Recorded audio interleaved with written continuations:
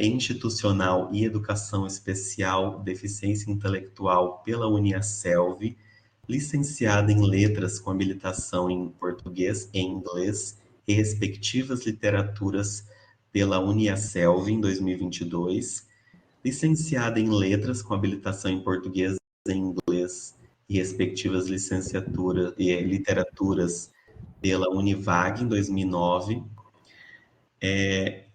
e pedagogia pela Uninter em 2022. É professora pela SEDUC Mato Grosso desde 2012.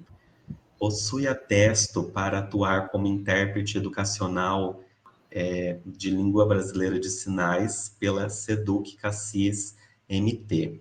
Atua na educação bilíngue de surdos em escola especializada.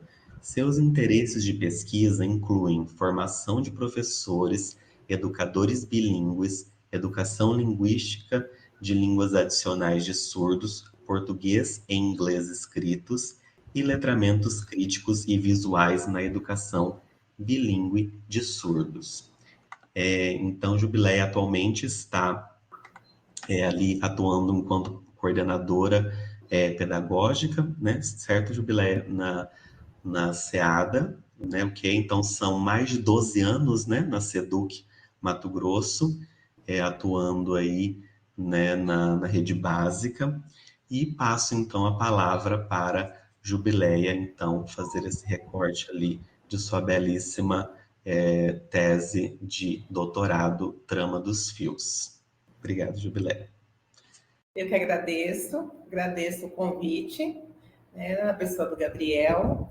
Agradeço também, né, essa oportunidade de ter algumas horas um bate-papo sobre a tese, né, que foi de pesquisa, Trama dos Fios.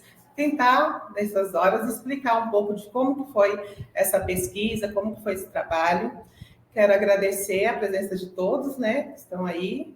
Boa tarde para todos. Obrigada a participação. E quero agradecer que nós estamos aqui com o auxílio dos intérpretes que estão apoiando, que é o intérprete Alex e a intérprete Jane Patrícia, que estão aí apoiando para a gente poder sempre pensar, né, nessa acessibilidade. E nós temos aqui participando também alguns professores surdos. Então, é importante também, o que eles sempre falam, né? A gente vai falar sobre educação bilíngue para surdos, educação bilíngue, né? Pensando também a participação desse público, que é os surdos, que tem essa interação com eles.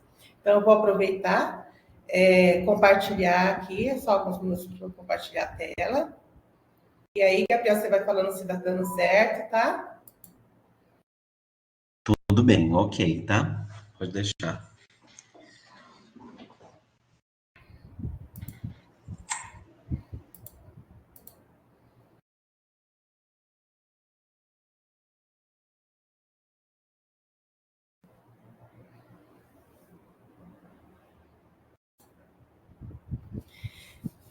Colocar em tela cheia, Jubileia. Você tentou colocar em tela cheia? Coloquei, está em tela cheia. Aqui ainda está em... Não ficou em tela cheia aqui ainda. Vai aparecer?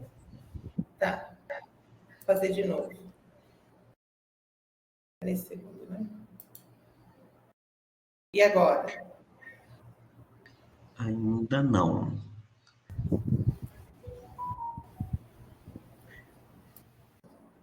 Tem em cima dois quadradinhos para você, não sei se você vê aí, aqui eu consigo botar em tela cheia, não sei se fica para todo mundo. Né? Vou tentar de novo aqui, tela cheia.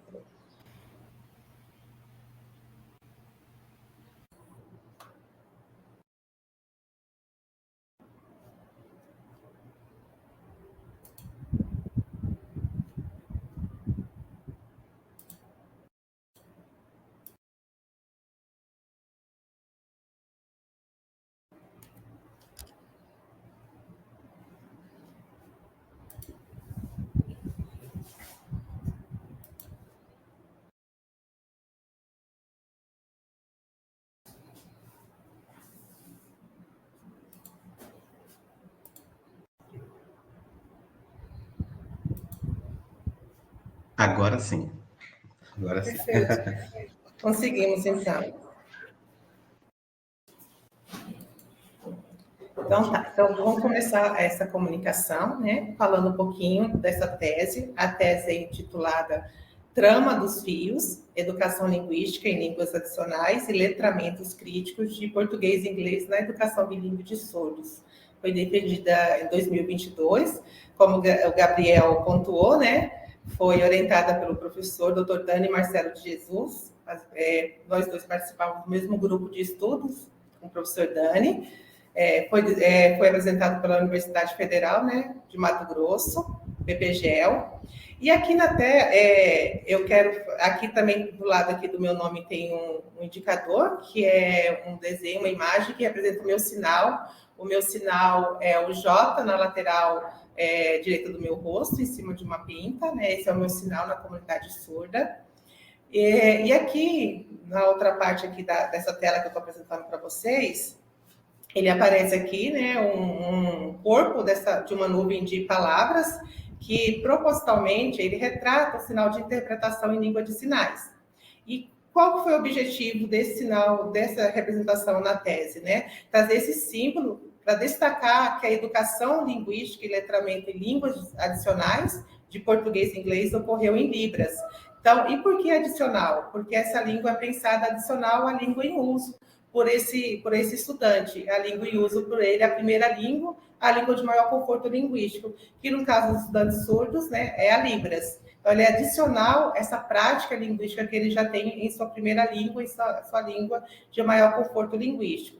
E essa nuvem de palavras, ela é preenchida com palavras-temas, que ele podem ser vistas e lidas, né, na tessitura dessa tese. Então, aqui nós temos, a tese ela vai falar sobre educação bilíngue, sobre português como língua adicional de surdo, ela vai falar sobre, vou trazer temas, né, discutir sobre educação linguística e línguas adicionais de surdo, sobre letramentos visuais, o letramento docente, né, sobre esse surdo, percebendo o surdo, entendendo que ele tem, né, diferentes identidades surdas, e na tese eu trago que eu estou trabalhando com surdos que utilizam a Libras como sua primeira língua, né? Então são surdos bilíngues que vão utilizar a Libras e o português escrito, mas pensando que existem outras identidades surdas. Então a gente vai trazer essa discussão, também falando da translinguagem, sobre as coletividades, a construção de conhecimento, o bilinguismo dinâmico,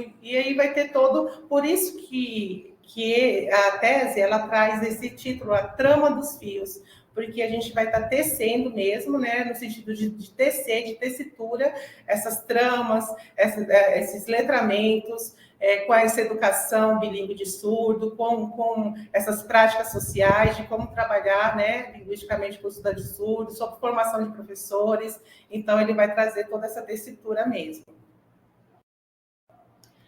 E aqui foi uma visão geral da tese, né, os capítulos, como que ele ficou dividido. Então, nós temos a introdução, a metodologia. Aí eu vou trazer agora para vocês um pouquinho de como que acredito que, como a tese está acessível, depois ela pode ser lida, então eu não vou me delongar muito nisso, mas eu vou trazer aqui um pouquinho de como que pensei essa introdução, essa metodologia, alguns pontos que foram observados, né, um pouco do referencial teórico, e vou trazer o tema e algumas perguntas de pesquisa e o resultado que eu observei também, né, e as considerações finais nessa nossa conversa mesmo, de agora, né? E é interessante que a trama dos fios, ela não é só o título, né?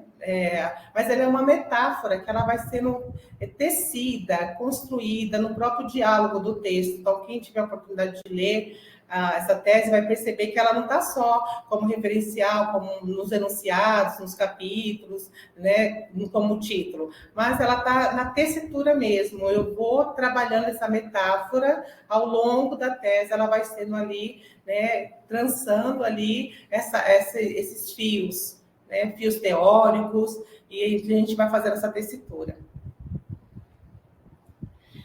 Então, o que foi, então, algumas imagens, né, da escola? Eu comecei na escola ainda, o que me motivou a desenvolver essa pesquisa? Eu comecei na escola desenvolvendo a minha pesquisa de mestrado, que era observar a prática de outros professores, como professores que estavam terminando a licenciatura em letras em inglês, saíam da universidade com a carga horária, a formação, né, mínima que é ofertada nos cursos no curso de Libras, dentro das universidades, né?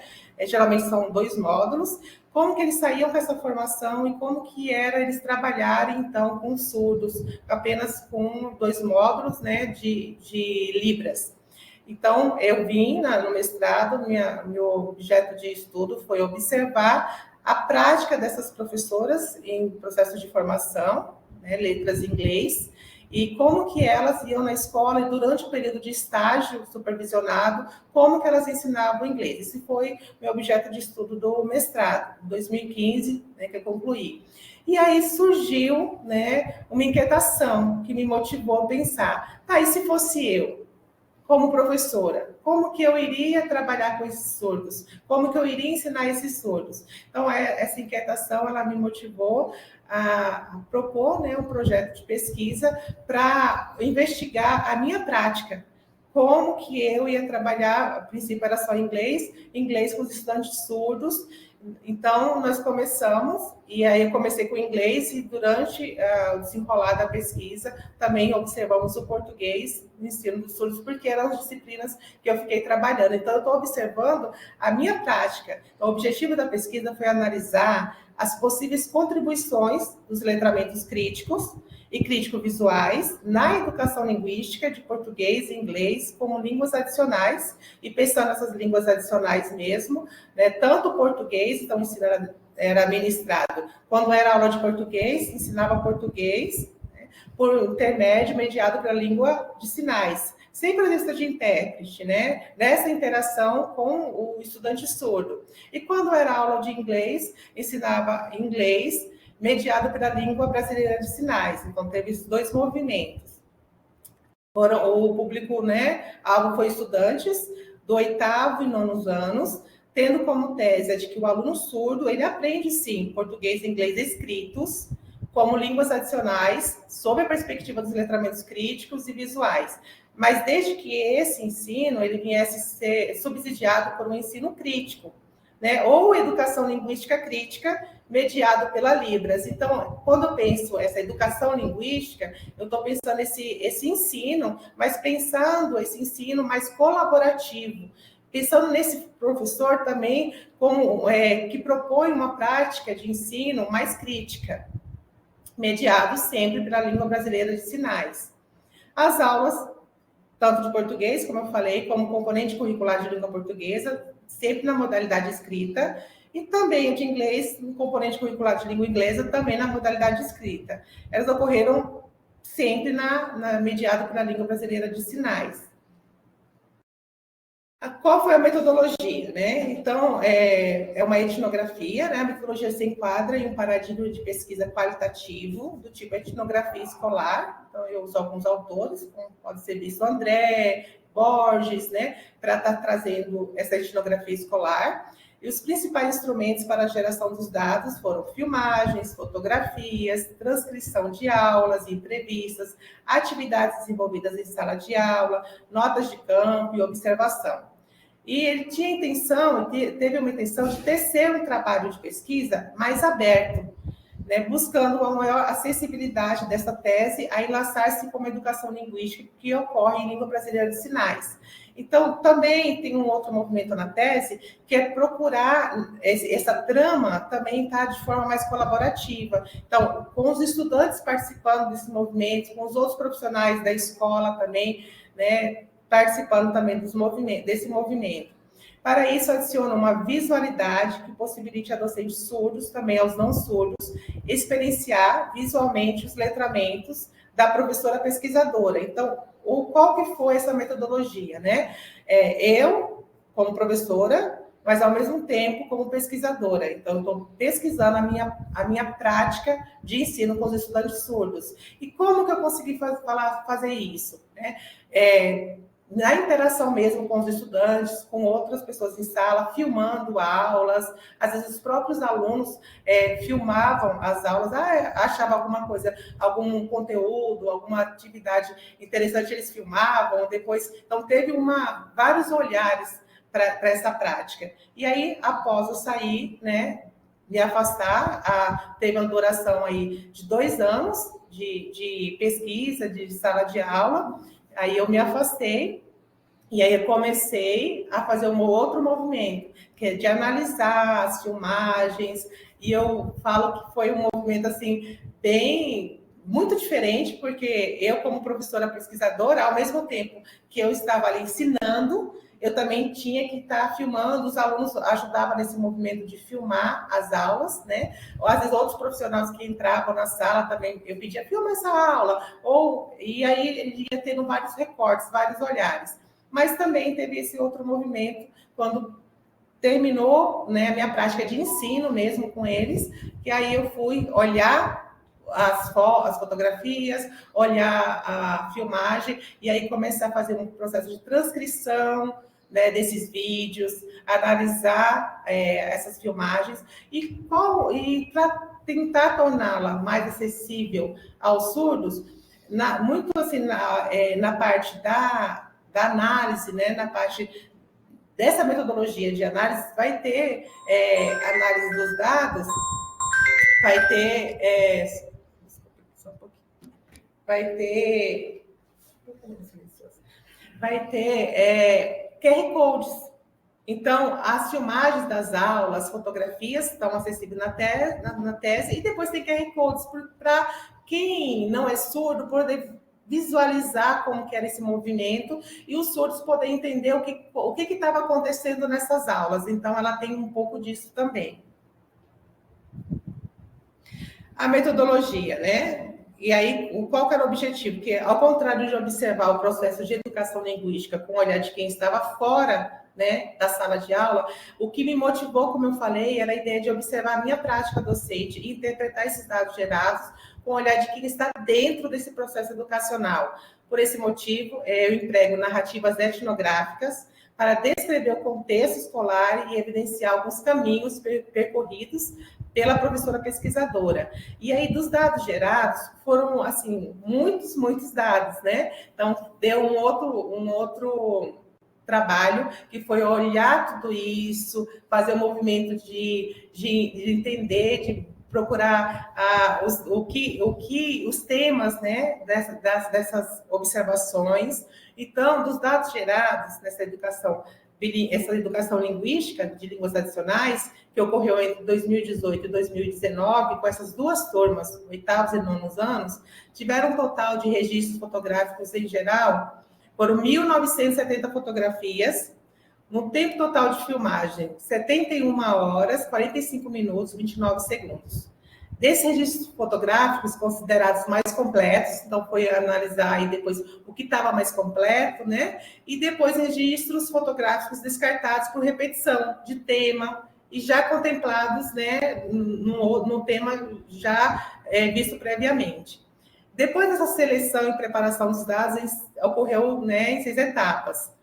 Primeira etapa, observação dos temas recorrentes. Segunda, predefinição dos temas, o que está sendo evidenciado, né? Porque mesmo a gente estudando, mesmo eu estudando sobre etnografia, mesmo eu tendo meu objeto de pesquisa, né? Mas assim, a ideia era vivenciar essa prática, observar os dados e tirar os temas que eram recorrentes, falar do que realmente eu vivenciei naquela prática, né? Então, aconteceu nesse momento, fazer essa separação, o que se evidenciou nessa prática, né?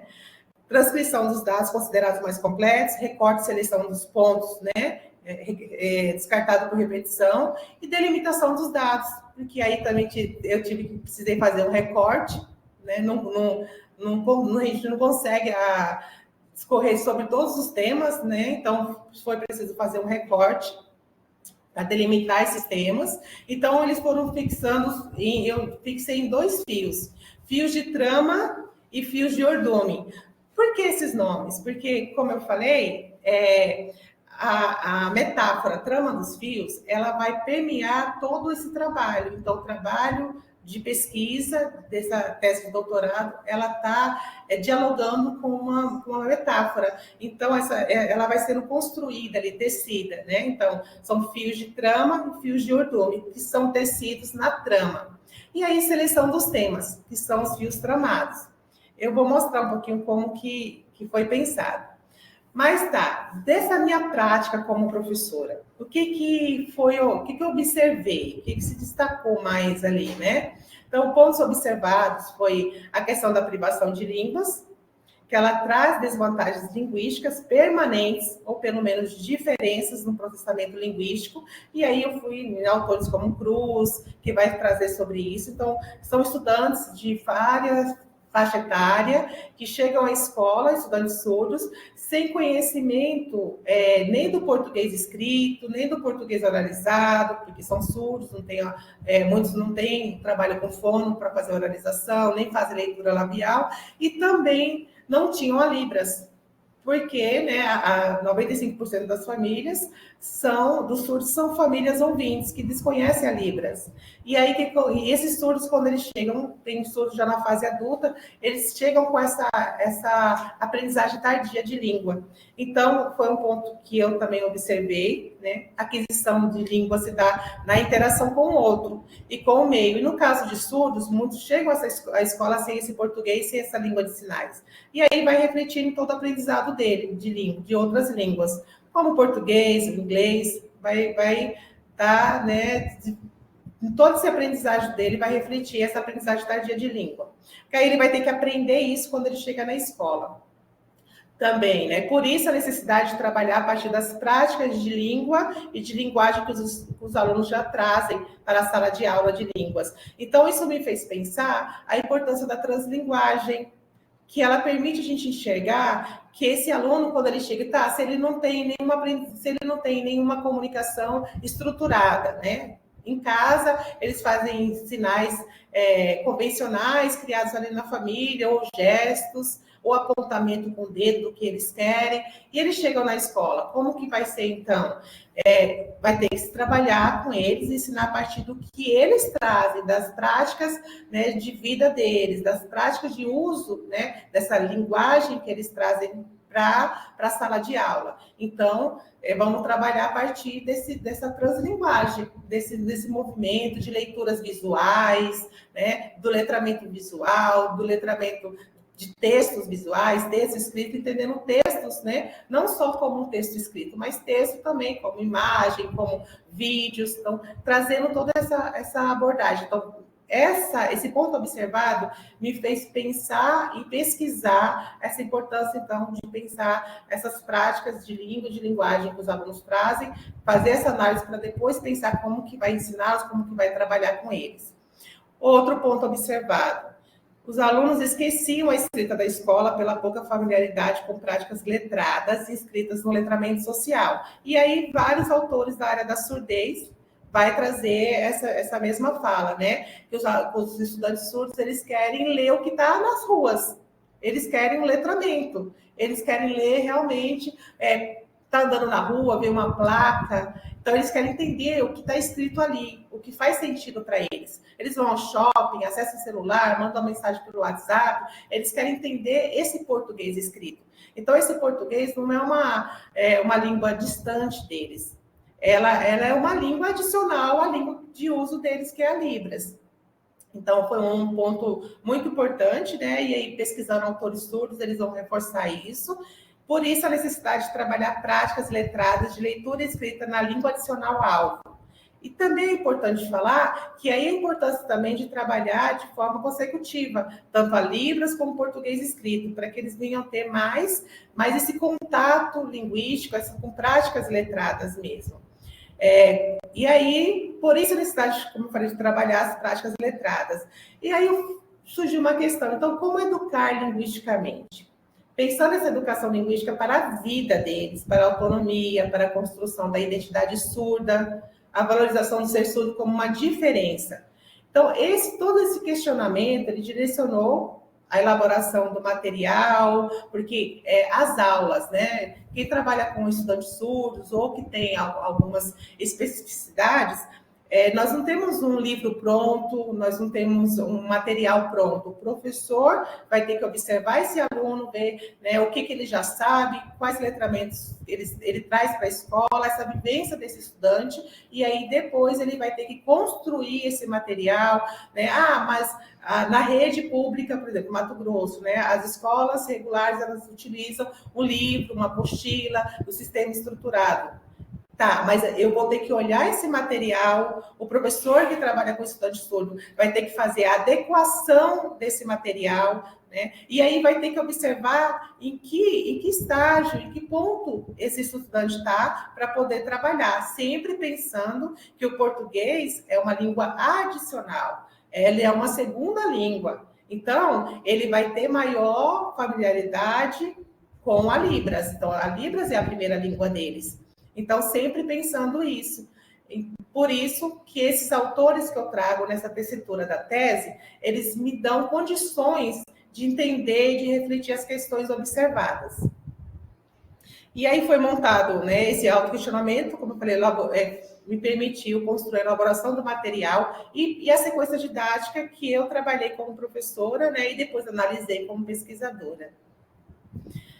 E nesse pensar desse material, né, eu pensei a minha prática nessa forma aqui, que eu construí. Então, primeiro, apresentação, contextualização do tema, né, perceber o que o aluno já sabia sobre esse tema, como aquele tema faz sentido para a vida deles, o que eles querem aprender, né, por que é importante a escola para eles. Então, a apresentação, e aí apresentar o tema que eu iria trabalhar, por meio da contextualização, né? Por meio de definir com eles, verificar o que ele já sabia.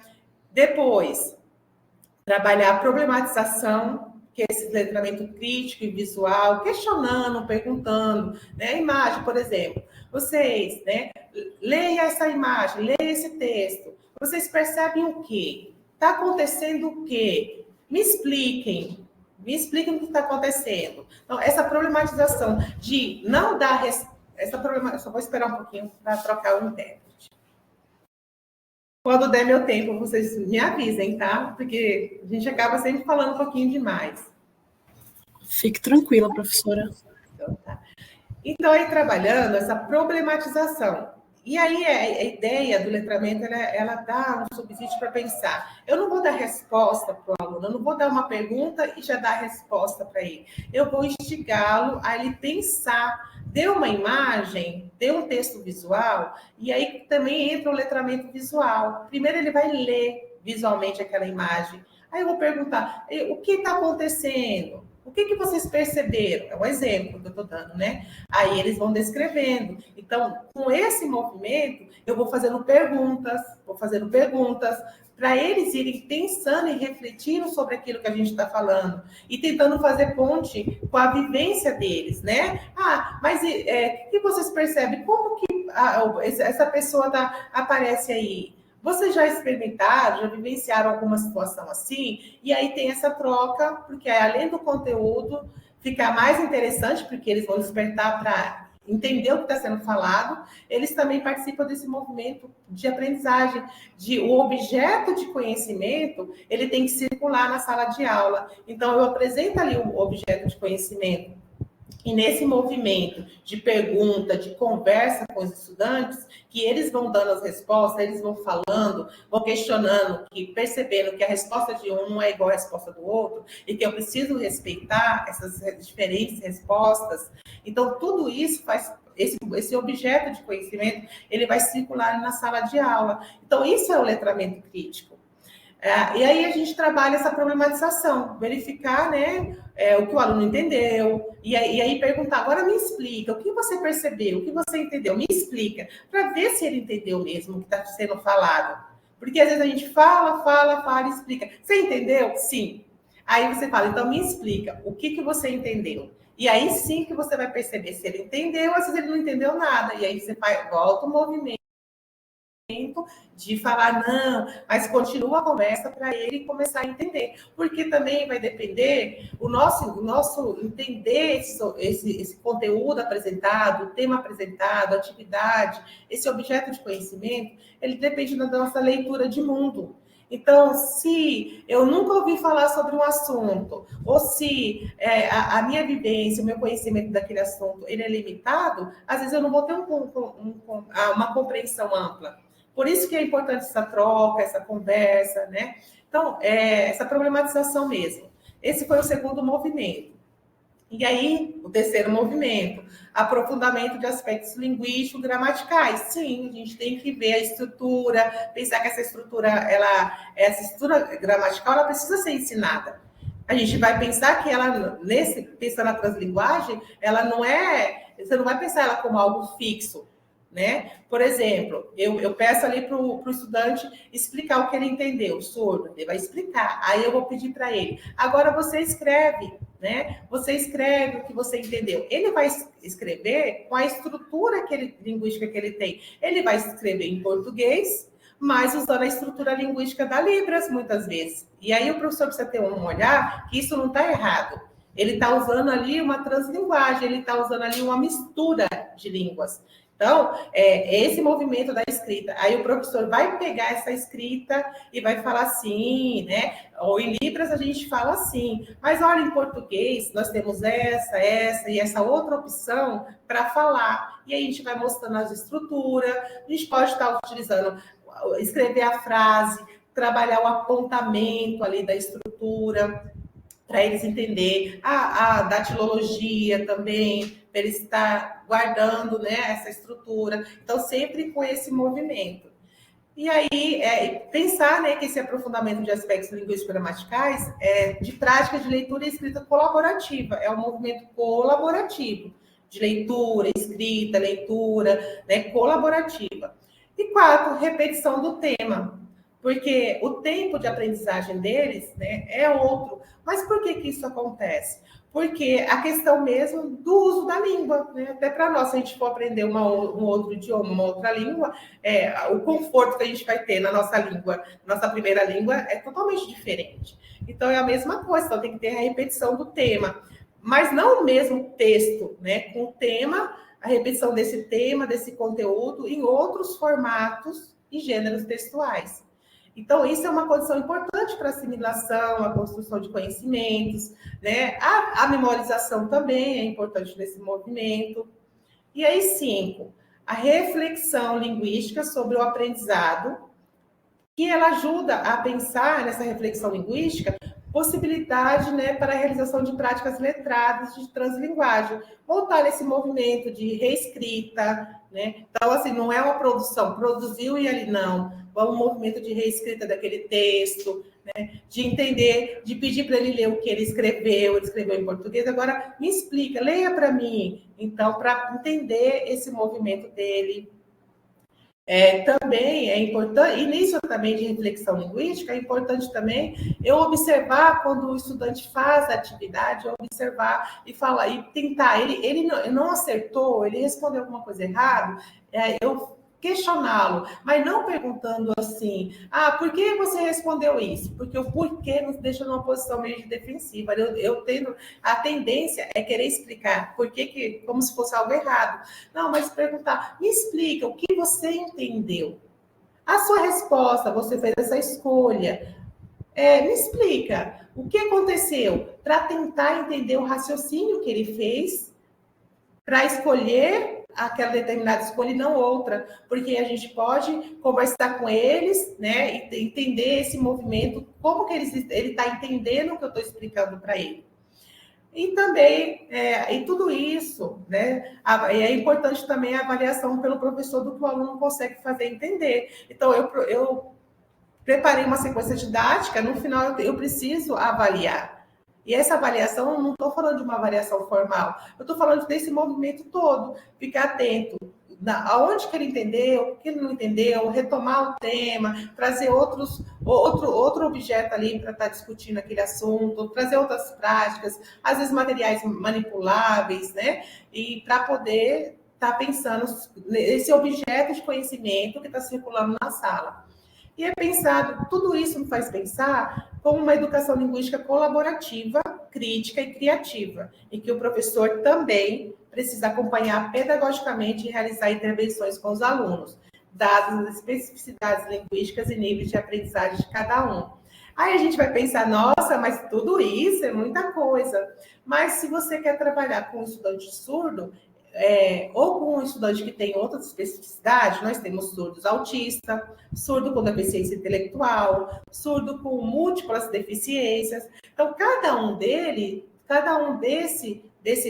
surdo, dessa identidade surda, dessa construção identitária surda, tudo isso está em volta desse movimento de ensino-aprendizagem. E por isso que realmente a gente tem que entender isso aí, analisar o que a gente está fazendo no nosso processo de ensino. Então, tudo isso aqui é pensar o ELAS, que é educação linguística, né, de línguas adicionais de surdo, português e inglês escritos.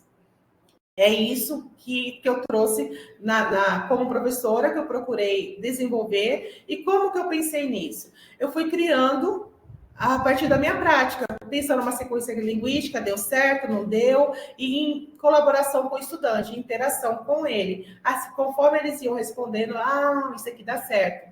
Ele está aprendendo assim, então vou trazer mais isso. Não, isso aqui não entendeu nada do que eu ensinei. Então, peraí, ele não tem esse letramento ainda, eu tenho que retomar alguma coisa aí que ele precisava ter aprendido antes e ele não sabe. Aí eu preciso retomar uma alfabetização, porque como que ele vai ler um texto se ele não tem nem uma alfabetização, esse letramento inicial? Então, todo esse movimento.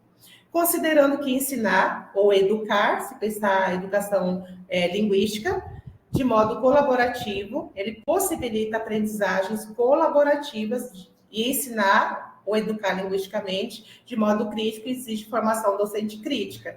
Então, exige essa formação docente crítica e exige pensar que o professor ele não assume aquele papel, o detentor do ensino, aquele que sabe tudo e ele vai ensinar. Mas ele está no processo mais de interação, de colaboração. Eu falo que ele não fica ali na frente da sala e senta na cadeira e ensina. Não, ele está no movimento, andando com esse aluno, pensando, perguntando.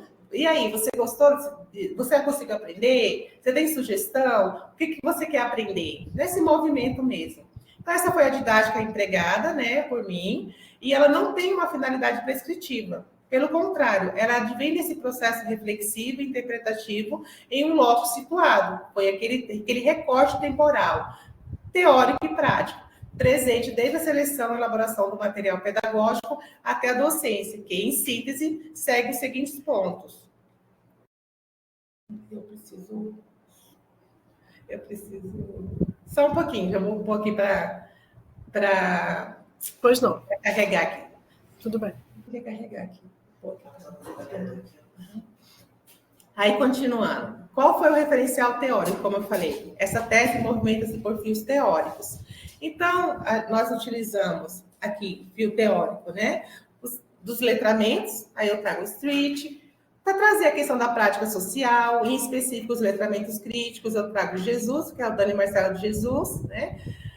Trago Jordão, Menezes de Souza, do Bloch, então Ferreira, Montemor, os autores, né, que dialogam bastante, e os letramentos visuais, Daniel Ferraz, né, e outros autores que vão trazer mais o Ferraz, que vão falar sobre esse letramento visual. Então, esses são os autores que eu trago, questão dos letramentos críticos e visuais. E eu trago também, para dialogar com esses fios teóricos, autores da área da surdez.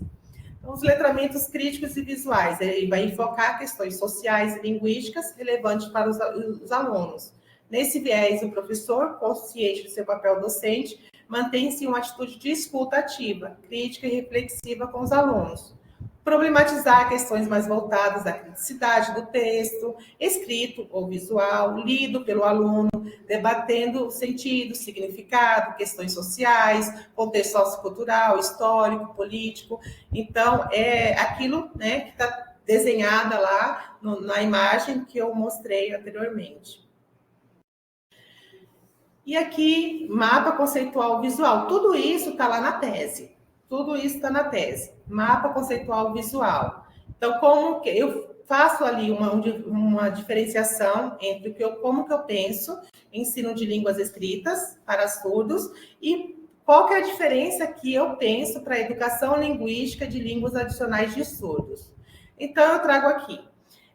Se de um lado, né, nós temos aqui, dessa imagem, nós temos o ensino de línguas escritas para surdos. E aí ela pensa a Libras como língua de comunicação, de ensino e interação. Também pensar a educação linguística de línguas adicionais de surdos, que é ELAS, né, a sigla que eu utilizo, também vai pensar essa Libras como língua de comunicação, de ensino e de interação. Então, todos os conteúdos, componentes curriculares, vai ser ensinado por mediação da Libras.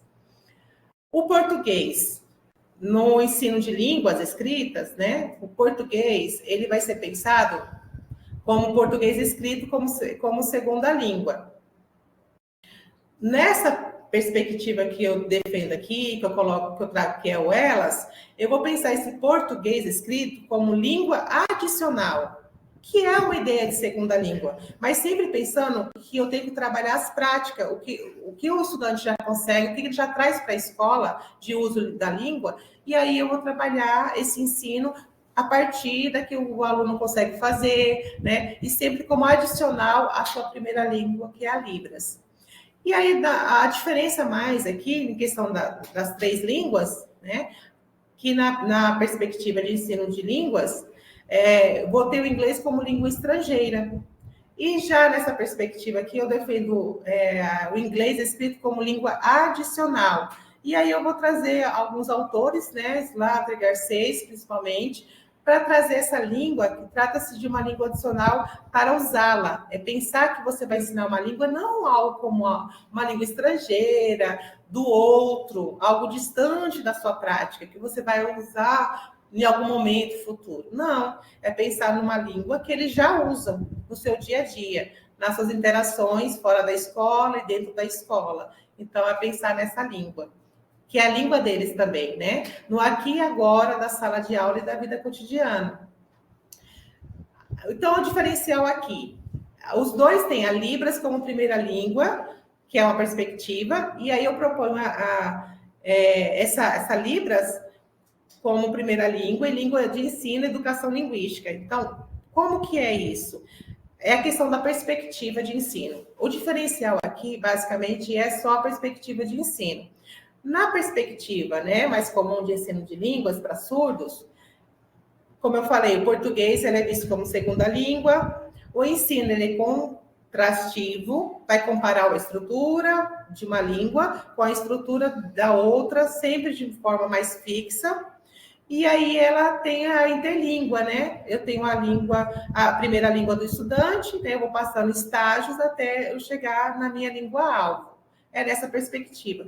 E aqui, nesse trabalho, eu penso essa língua, esse português como o inglês, como língua adicional de surdos, tanto português como inglês. Vamos ser adicional. Porque o inglês também faz parte, né, das nossas trocas, quando você vai ao supermercado, quando você vai ao cinema, quando você joga, como eles gostam muito de jogos. Então, tá lá. A gente anda na rua, tem placas escritas em inglês, então já faz parte do nosso cotidiano. E eles vivem aqui, faz parte do deles também. Então, esse inglês não é a língua americana de sinais, não. É o inglês, né, na modalidade, mesma modalidade linguística do português. São línguas oral auditiva, diferente da Libras, que é uma língua visual espacial. Então, quando você pensa aqui, ele é adicional, não só a língua, mas pensando também que são duas estruturas aí, né? Duas modalidades linguísticas que são diferentes. A língua de sinais é uma língua de modalidade visual, né? Eu uso a visão visual e espacial. E o português e o inglês é uma língua de modalidade oral auditiva. E aí, a diferencial, esse ensino, então, é por meio dos letramentos críticos e visuais, que foi aquilo que eu mostrei, dei alguns exemplos, é pensar, né, os cartazes que estão na rua, o que está lá no cinema, né, coisas que acontecem, que são noticiadas, então trazer isso tudo para a sala de aula, coisas que eles querem, jogos que eles utilizam. E aí eu pensando também, não uma interlíngua como se fosse os estágios, mas pensando nessas práticas translíngues, que é pensar que o aluno vai produzir e a gente vai, essa produção dele trazendo o quê? Ele muitas vezes vai utilizar uma estrutura de uma língua para falar sobre algum texto, vai usar o português escrito, mas vai escrever esse português numa outra estrutura linguística. Ele vai fazer essa mistura entre línguas, né? Então, esse bilinguismo é um bilinguismo pensado, um bilinguismo segundo Garcia, né? É um bilinguismo dinâmico, que ele vai, a ideia é ampliar o repertório linguístico e por meio do que da translinguagem, esse ampliar o repertório linguístico entre ambas as línguas, tanto do português como também da Libras. Então, o bilinguismo dinâmico se refere à maneira múltipla e complexa pela qual as práticas linguísticas dos bilíngues interagem para formar um repertório linguístico complexo. E aí, essa autora vai falar bastante disso, inclusive com pesquisas com surdos. Segundo Garcia e Colli, que Colli é uma pesquisadora surda, essa aprendizagem do repertório linguístico entre duas ou mais línguas não pode ser pensado como se o aluno surdo fosse duas pessoas monolíngues. Agora eu vou ensinar uma estrutura, agora eu vou estudar outra estrutura. Que usasse as suas duas ou mais línguas de forma equilibrada e com a mesma facilidade em ambas as modalidades. Não. A de sinais e a escrita, de línguas orais. Não, ele não vai ter essa mesma facilidade. E muitas vezes ele vai fazer essa mistura, né? E nós fazemos também. Aqui eu trago, né, que é o mesmo recorte que eu falei, então eu vou defender esse elas, que é a Educação Linguística de Línguas Adicionais de Surdo, pensado dessa forma, e é a teoria da translinguagem, pensada como estratégia pedagógica. Então, aqui eu não vou aprofundar na tese, né? Tem várias abordagens para a prática translíngue ou translinguagem, mas eu vou pensar como estratégia pedagógica. Ela me ajuda a entender todas essas línguas em movimento, Libras, português, inglês. O enfoque está nas interações linguísticas dos bilíngues, em como selecionam os recursos da língua de seu repertório e desenvolvem práticas comunicativas situadas. É o usar a língua, de maneira que estas se ajustem às situações comunicativas, né? De acordo com as pesquisadoras, né, Garcia, Colli. Então, em atenção ao objetivo dessa pesquisa, a expressão elas foi proposta para abarcar essa possibilidade de educação linguística em línguas adicionais de surdos, em conexão com letramentos críticos e visuais de português e inglês escritos, na educação bilíngue de surdos, consequentemente, a língua brasileira de sinais como primeira língua do aluno surdo sinalizante. Por ser a língua de maior conforto linguístico, é a primeira língua dele, né? Então, mesmo que ele chegue aqui com a aprendizagem tardia, é na Libras que ele vai conseguir se comunicar e transmitir seus sentimentos de forma mais natural. Então, esse é o referencial teórico que eu vou tecendo na tese, esses três, que é trazer o referencial das práticas de letramento crítico, letramento visual, que é trazer essa questão da educação bilíngue de surdos, né? E trazer essa discussão sobre ensino de línguas adicionais, translinguagem. Aí eu vou abordar aqui um pouquinho temas e perguntas de pesquisa. Aqui são alguns recortes das produções dos estudantes. A ideia é eles pensarem, eles produzirem, se apresentarem, eles discutirem. Então, tema 1, fios de letramento, né, docente. Então, primeiro aqui eu pensei, fios de letramento docente. Então, vou pensar sobre o letramento docente. O trabalho do professor de surdos em contexto de mudanças e incertezas. O movimento letrado para além da cultura escolar. Porque aí na tese eu trago toda uma discussão, né? Que essa esfera, esse campo, né? Da educação bilíngue de surdo, está sempre em mudança. Sempre sai uma coisa nova, uma política pública nova, então está sempre em mudança. Então, quem trabalha nessa área tem que estar sempre pensando nessas mudanças, né? Está sempre numa esfera de mudanças e incertezas. Então, eu trago essa discussão. E de que modo a professora procede diante dos improvisos e incertezas que subjazem a sua prática docente. E aí eu penso na DUBOC, né, para trazer a questão das brechas, da brecha de aprendizagem, discutir como que os alunos podem aprender nessas brechas. De repente, a gente está trabalhando um tema, eles trazem um outro tema, ou surge uma outra situação e eu preciso trabalhar algum outro tema que não estava previsto no meu roteiro, não estava previsto no meu planejamento.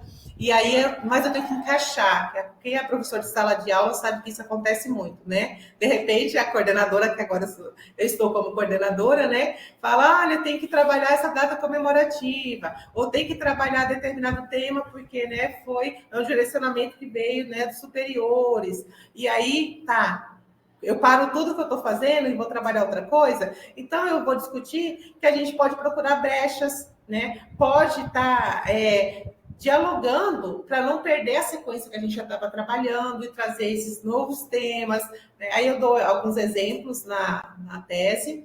Então, como possibilidade de tecer novas aprendizagens com os alunos, em colaboração com eles e demais profissionais da escola, em especial professores surdos e não surdos. E aí eu falo trabalhar, né, desse improviso, se constitui uma brecha de aprendizagem, trago essa autora do BOC, na qual o aluno pode sistematizar temas trabalhados em aula de história, geografia, uma prática de interdisciplinar, transdisciplinar para além da escola, sempre trazendo, né, esse diálogo. Outro tema também, fios de leitura e escrita de português e inglês. Aí aqui eu vou falar, né, quais sentidos os alunos surdos, foi minha pergunta de pesquisa, investigar, quais sentidos os alunos surdos atribuem à aprendizagem de leitura e escrita nas aulas de português e inglês. Como que eles percebiam essas aulas, então?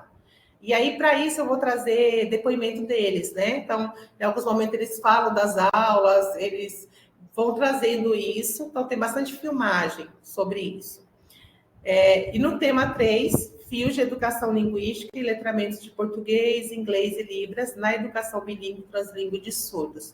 Nesse tema, né, eu vou pensar nessa pergunta, como ocorre a educação linguística de português e inglês para alunos surdos, mediado pela Libras. Então, eu vou trazer dados para dialogar com essa pergunta de pesquisa. Então, eu trago aqui, só para a gente já caminhar aqui no final, né? Temas e perguntas de pesquisa. Por exemplo, aqui eu trago um exemplo, tema fios de letramentos críticos e críticos visuais. Então, como exemplo, eu trabalhei, por exemplo, com os estudantes, né? Mostrei primeiro essa imagem, aí fiz lá uma leitura, né? Perguntei para eles o que eles percebiam, o que estava acontecendo nessa imagem, se eles achavam que era de agora, o que eles conseguiam ler nessa imagem. E aí eles foram, né, falando, discutindo, e aí depois nós trabalhamos um texto, foi em inglês, trabalhando o movimento, né, como surgiu esse movimento, do slogan do movimento, né, Black is Beautiful, né, o negro é bonito, então, tudo isso. Onde que ele começou, nos Estados Unidos, como que ele começou, movimento de luta, de resistência. Aí, numa outra aula, na sequência didática, eu trago um outro texto que é um vídeo, um comercial de papel higiênico de cor preta, né? Vestido no corpo de uma modelo, de uma atriz muito famosa, branca, mas com a mesma frase.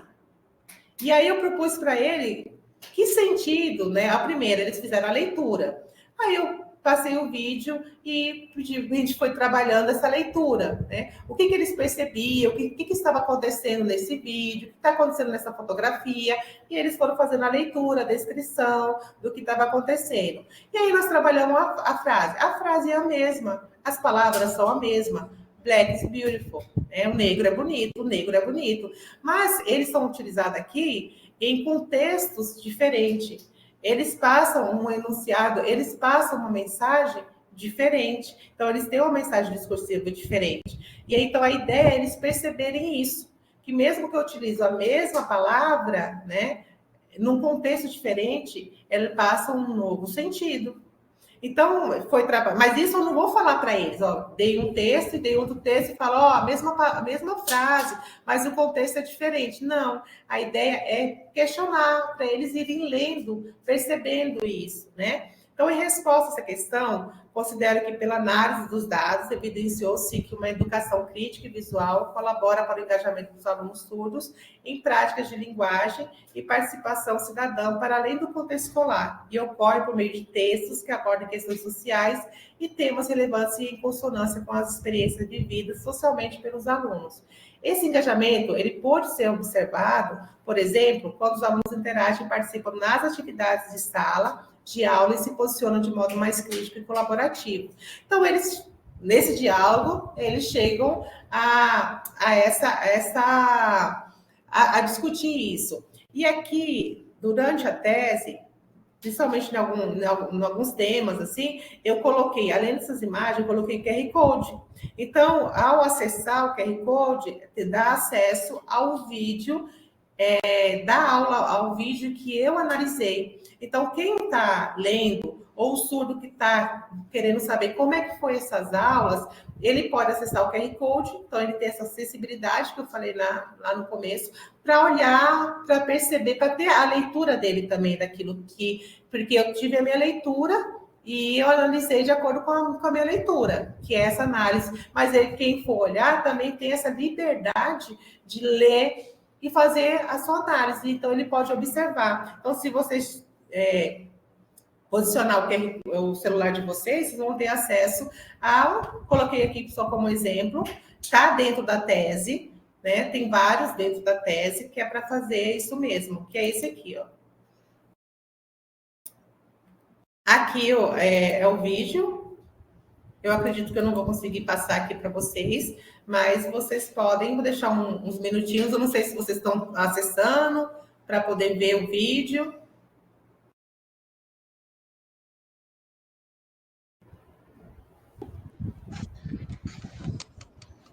Oi, Jubileia, você está dizendo ali no QR Code? Não, acessar aqui no... Estou falando, eu deixei aqui, porque quem está nos vendo, né, participando conosco, eles podem estar visualizando um pouco desse vídeo, vendo, né, como que é esse movimento. É um vídeo bem curto que mostra entendi, é verdade. Que é o movimento, né? É só um recorte que eu peguei lá da tese para colocar, para entender como que é construída essa tese. Então, verdade. Funciona assim.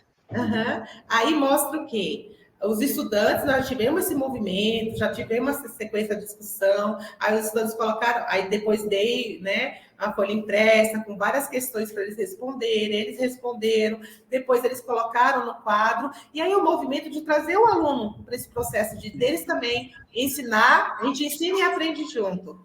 E aí a estudante, ela vai falar, né, que esse aqui, o que foi o movimento, foi de luta, de resistência, e aí ela vai mostrar ela, né, o cabelo, né, por conta das características físicas, né, porque tem que lutar, então ela vai mostrar aí, nesse recorte, nesse vídeo, que ela entendeu essa leitura que ela fez, né, isso é numa aula de inglês, ela fez essa leitura e trabalhando inglês, também está trabalhando coisas da vida, né?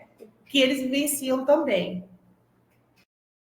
Eu vou avançar. Então, o resultado da pesquisa.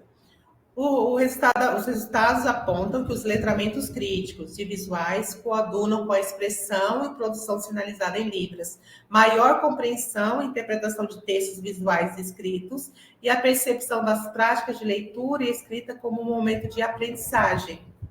Em acréscimo, observa-se engajamento dos alunos em práticas colaborativas, eles têm mais vontade de estar ali e participar das aulas de aprendizagem que dialoguem com suas práticas letradas e sociais.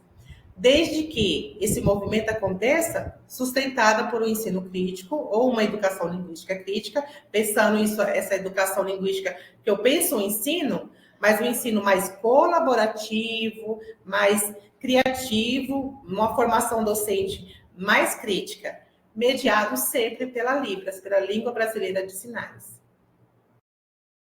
E aí as considerações, né, que essa tese se justifica pela necessidade de uma educação bilíngue, mais crítica e reflexível, e essa educação mesmo, nesse movimento, nessa translinguagem, nesse movimento flexível, pensando que são estruturas linguísticas.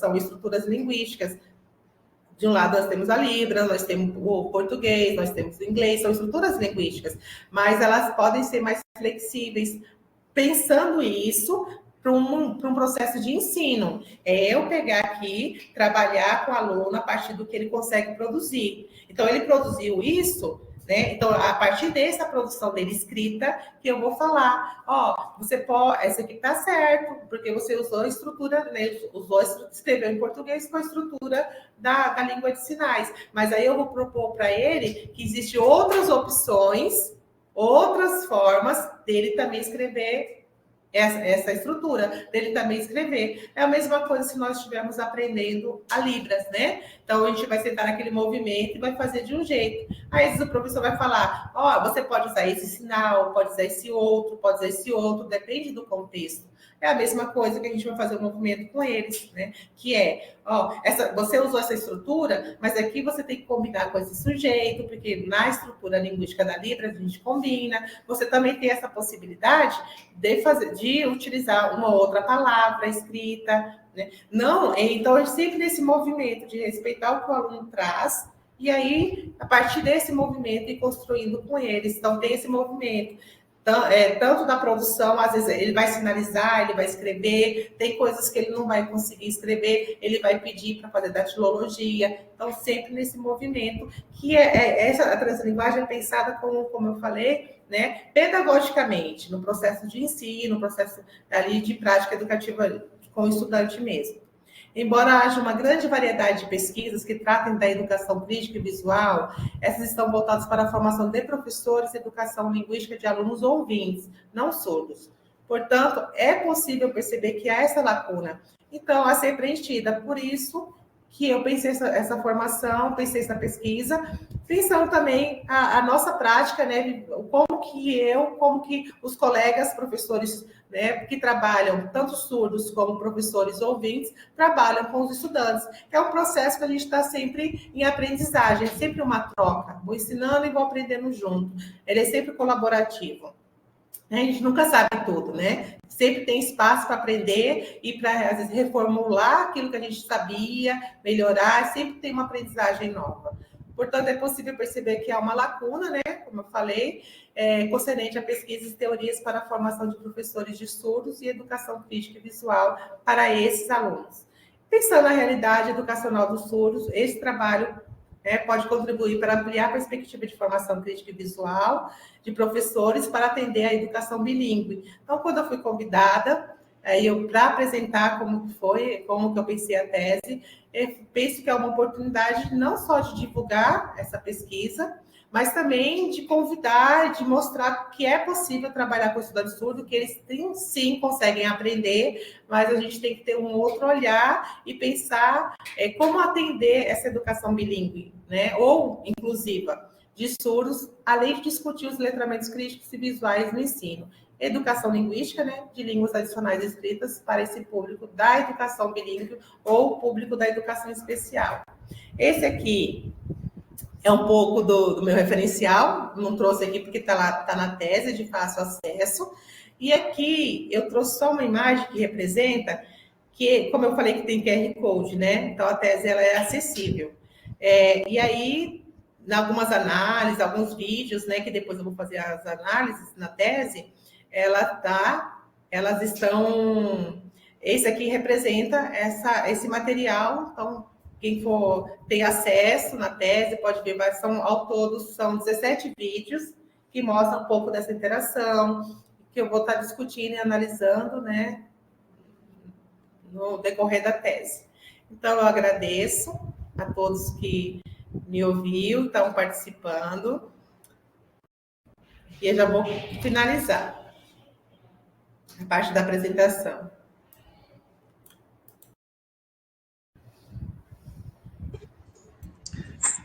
Obrigado, Jubileia. Peraí, deixa eu colocar aqui, carregar. Muito obrigado, Jubileia, pela linda apresentação. Já tem várias pessoas ali comentando. Temos 25 pessoas já aqui assistindo, foi entrando várias pessoas ali. Eu ia perguntar como que estamos com relação ao tempo. Érica, Suzani. Temos até 18 horas. Temos É. tempo. Eu mesmo já estou na fila de perguntas. Tá. Eu ia falar sobre essa questão das perguntas e observações, comentários e como que vamos Você fazer. pode ler o chat, Gabriel? Você consegue ler? Sim, posso ler. Então, acho que podemos pedir para que as pessoas coloquem suas perguntas aqui, seus comentários, né? Então, vamos fazer assim, enquanto o pessoal pode ir colocando, então, né, múltiplos usuários estão digitando. Estou vendo aqui. Exatamente. Muitas podem colocando, então, só para ficar de forma mais organizada. Mas você quer fazer algum comentário, Érica? Então, assim, alguma coisa? Eu queria... Deixa eu abrir a minha câmera, só um minutinho. Eu queria fazer uma pergunta, né? Mas se você quiser ler o chat aqui para a professora, você fica à vontade. Mas tu que está mediando. Quando falar para fazer a pergunta, eu faço. Pode fazer. Então, pode começar por você, que tem bastante gente assim fazendo, né? Agradecendo e tudo, mas você pode começar então fazendo uma pergunta, que aí depois eu leio, continuo lendo ali. Certo. Professora Jubileia, parabéns, primeiramente. Quando o professor Gabriel me informou do seu trabalho, eu fiquei extremamente instigada, né, curiosa e propensa a lhe convidar para o GPLIPA, porque a gente acredita muito na educação linguística, né?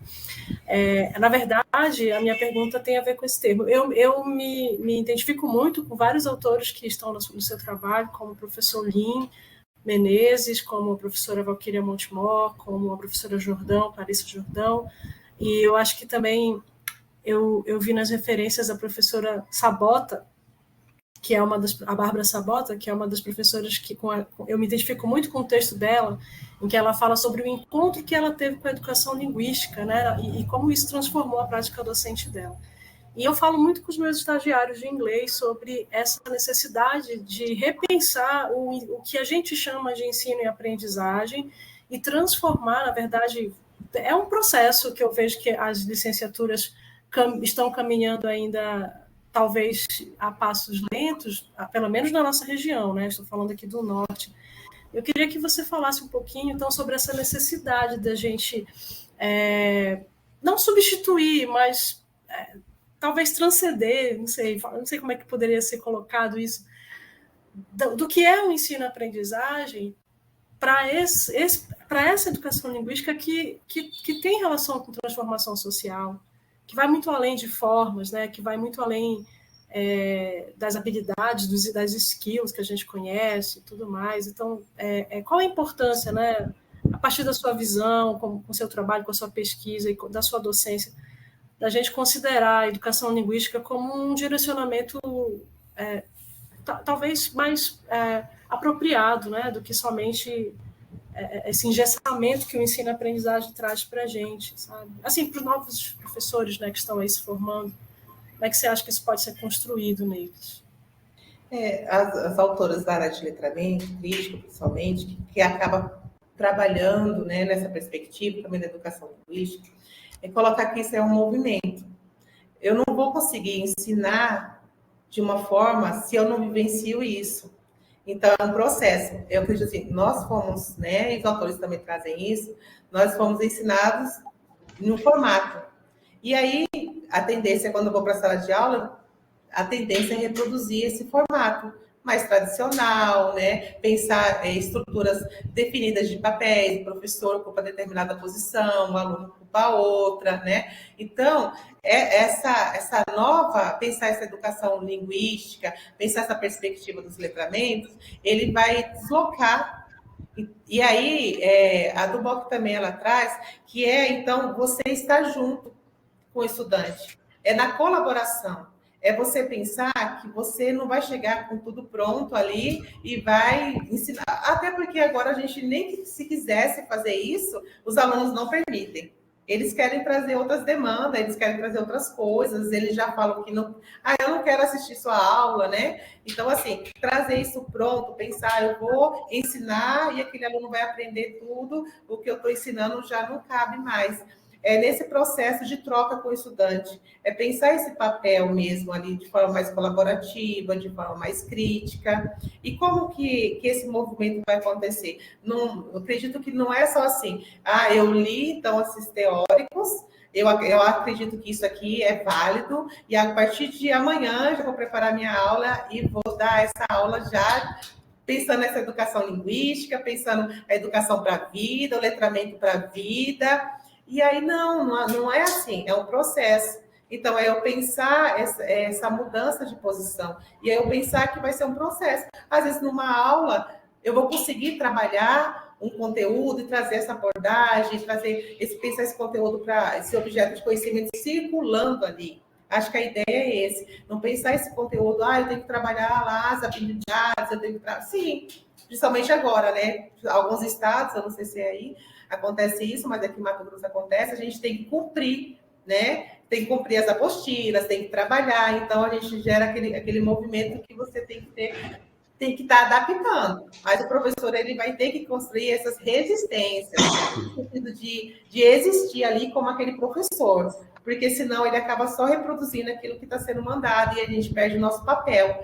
Então, se resistir no sentido de existir, de estar ali, olha, tá bom, eu tenho que trabalhar isso? Tenho que trabalhar. Mas o que mais eu posso trabalhar aqui? E aí, tendo essa mediação, e fazendo esse jogo, assim, eu estou trabalhando isso, mas meu aluno também precisa disso.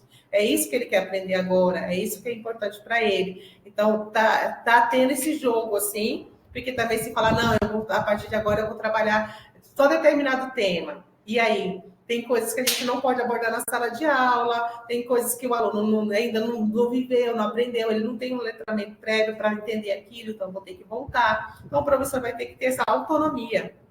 Ele vai ter que ter, ele precisa ter essa autonomia. Ele está criando, pensar, eu não posso só pegar esse material pronto e levar para a sala de aula. Mas eu peguei esse material pronto, o que mais que eu posso fazer com ele? Como que eu posso trazer ele para uma discussão na sala? Que objeto de conhecimento eu posso construir pensando nesse conteúdo que eu tenho que dar, nessa habilidade que o aluno tem que alcançar. Ele tem que alcançar essa habilidade, mas o que mais que eu posso trazer para um diálogo na sala de aula? Para meio que incentivar, para provocar, tirar um pouco ele dessa zona de conforto, né? Fazer perguntas. E aí é interessante que na primeira aconteceu, por exemplo, eu preparei todo um conteúdo. Eu achei que estava tudo, falei, não, esse conteúdo tá bom. Aí trabalhei o conteúdo, quando eu parei para analisar, eu falei, mas isso aqui não tem nada de crítico. Nada. Os alunos participaram. Eu fiquei contente na aula. Eu falei, nossa, os alunos participaram, fizeram tudo. Nossa, isso aqui vai ser um dado, né, que foi gerado ali na pesquisa, vai ser um dado. Quando eu parei para olhar, eu falei, não, esse aqui não tem nada. Não tem nada, porque nessa troca a gente vai aprendendo junto com o estudante. Você vai aprendendo ali na troca junto. O que ele quer aprender, o que você pode, uma hora você acerta, outra hora você erra, é junto.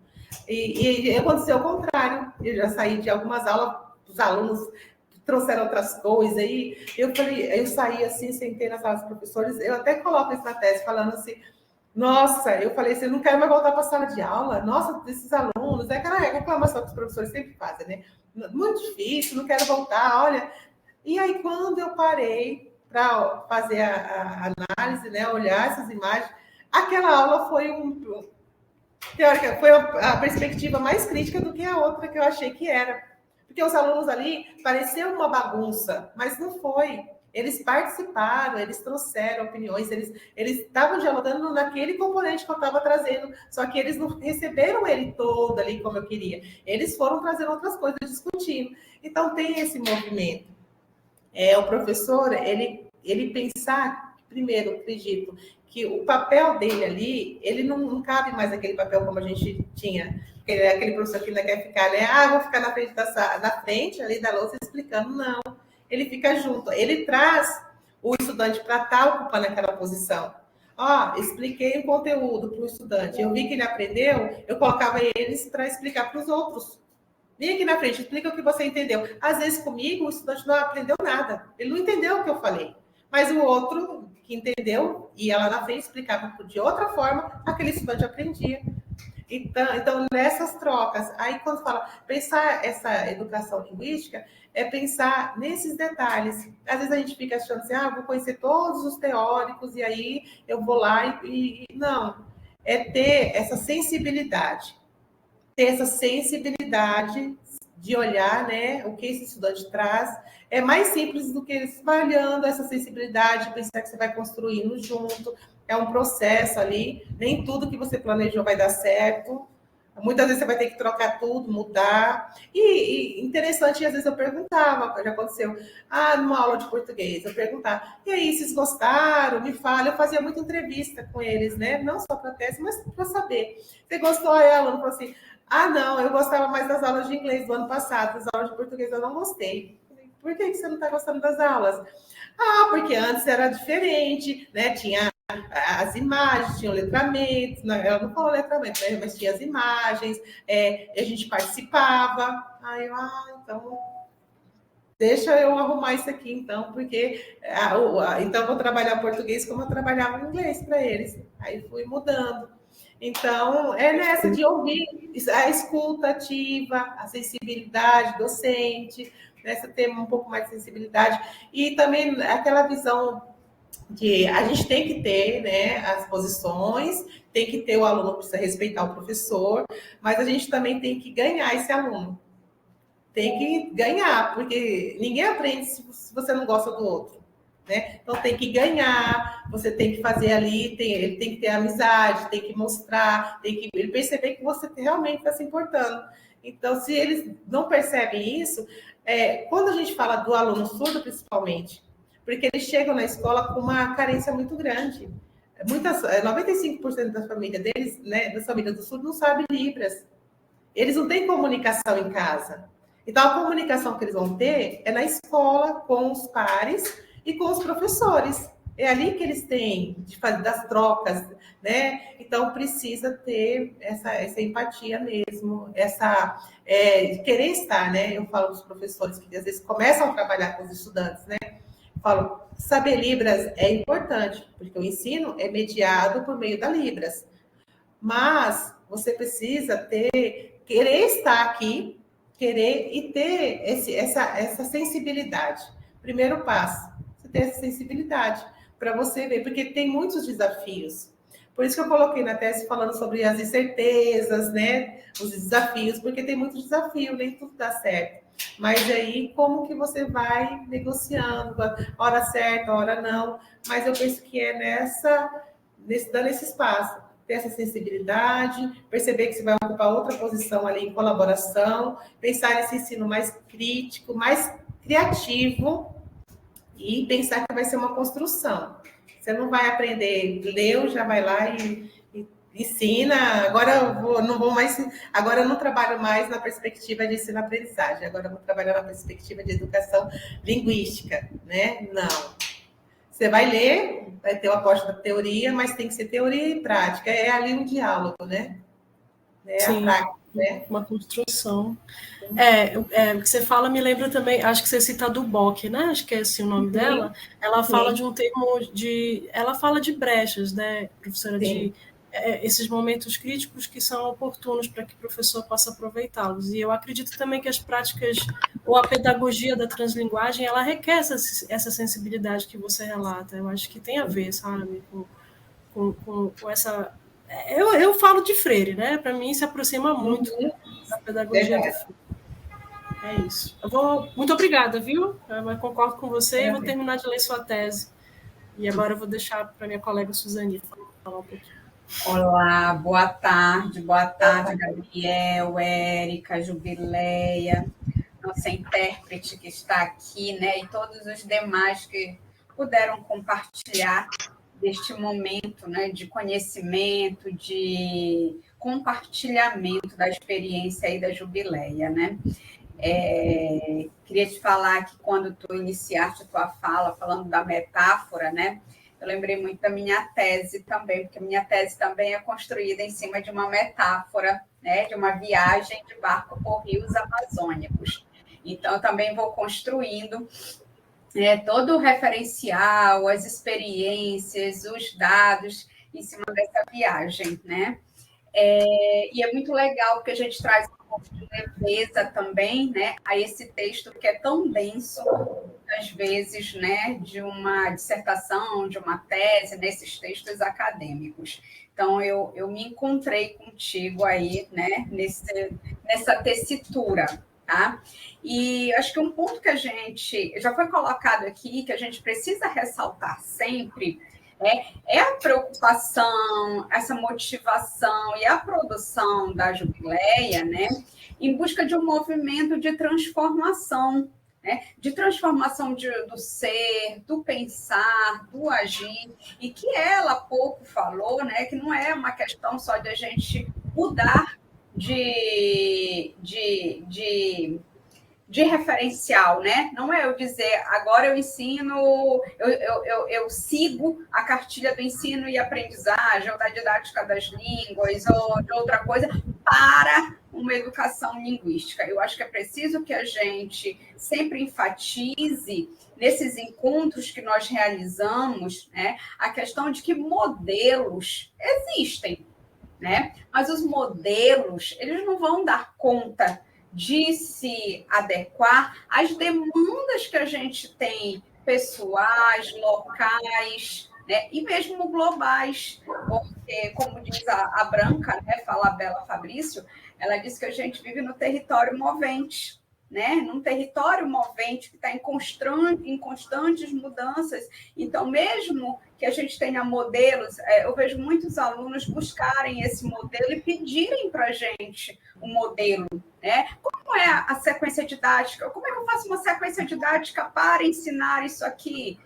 Como é que eu faço o plano de aula? Como é que eu faço um projeto? E eu sinto que quando a gente diz a eles que não tem esse modelo, né, que será o acertado, né, eles olham para a gente com uma carinha assim de: poxa, mas como é que eu vou fazer? Poxa, mas se a senhora não sabe, né? Eles têm uma carinha que diz assim: mas se você não sabe, se a senhora não sabe, como é que eu vou saber? Então, é sempre preciso a gente enfatizar que a Jubileia também traz para a gente, né, uma estratégia, ou traz ferramentas, traz que podem nos inspirar, né? Podem nos inspirar, porque ela fala ali daquele espaço, né? Uma escutativa que ela realizou, as brechas de aprendizagem que ela encontrou para trabalhar algum objeto. Então, é assim que também eu faço essa fala, porque a gente deve ter muitos alunos aqui, alguns alunos da graduação, certamente, ou se não forem da graduação, mas às vezes estão iniciando a carreira, ou mesmo aqueles que já estão há tempos, né, na carreira, que é preciso a gente sempre enfatizar que a gente tem um local, a gente tem pessoas que são diferentes, nós temos locais que são diferentes, escolas com situações, com recursos, com demandas super diferentes de uma região para outra, até dentro de uma cidade, de um bairro para outro, mesmo ela sendo pública ou sendo particular. Então, acho que esses trabalhos, como o da Jubileia, que trazem para a gente uma inspiração, trazem para a gente um caminho a se pensar, a se construir, nos enriquecem muito, porque nos levam a pensar: será que isso aqui dá para eu fazer? Será que eu posso pegar, né, pensar aqui alguma coisa da Jubileia e adequar, adaptar, transformar para o meu contexto? Então, eu acho que o teu trabalho, Jubileia, traz para a gente essa motivação, né? E, mais uma vez, né, a inspiração, a motivação, a inspiração para a gente pensar que os contextos são diversos e que é possível trabalhar, mesmo às vezes com condições que a gente, a princípio, acha que nós não temos, que são alunos com transtornos, ou alunos deficientes, ou qualquer outro tipo de situação que às vezes nos causa uma primeira impressão de que será difícil, Então, parabéns mais uma vez, E que nós sejamos, inspirados cada vez mais por trabalhos como o da Jubileia. Eu agradeço, é isso mesmo. Ali é um locus, definido de pesquisa, com público, com certeza. Se essa tese fosse desenvolvida com outra turma, em outro ano teria outros dados gerados dessa pesquisa, e assim Se você prepara um conteúdo para uma sala, você vai no outro, já tem mudanças ali, já tem que fazer adequações, então é isso mesmo. Eu queria frisar mais uma coisinha agora, que foi no final da fala da Jubileia, quando conversava ainda com a Érica, a respeito da questão do ensino da língua portuguesa, Quando eles fizeram uma comparação com o inglês. E às vezes eu falo para a Érica, que eu vejo assim, que no inglês parece que há muitas estratégias, o pessoal busca muitos recursos, ferramentas, estratégias. A gente está muito enrijecido ainda. A forma de ensinar português parece que continua sendo privilegiando a forma, a estrutura, e parece que a gente não tem essa criatividade de pensar a língua portuguesa. E que bacana quando o aluno diz para a gente, quando ele tem essa possibilidade, ele tem essa liberdade também de dizer, olha, daquele jeito era legal, olha, daquele jeito podia ser, que traz para a gente uma condição de incômodo, de nós sairmos da nossa zona de conforto e pensarmos novos caminhos para se pensar também a língua portuguesa. É isso. Eu acho que em inglês existe uma herança aí dos métodos, A ludicidade vem desses métodos todos de anos e anos e anos, mas eu confesso a ti, Suzani, só fazendo referência ao que tu falaste, que eu ainda acho que a gente ainda está muito preso. Aí o Gabriel pode discordar de mim, já que ele é da área, enfim, ou qualquer outro colega. Acho que a gente ainda está muito preso no formato ensino-aprendizagem, e eu acho que isso perpassa um pouco pela nossa formação mesmo, As atualizações que precisam ser feitas e revistas, Eu acho, enfim.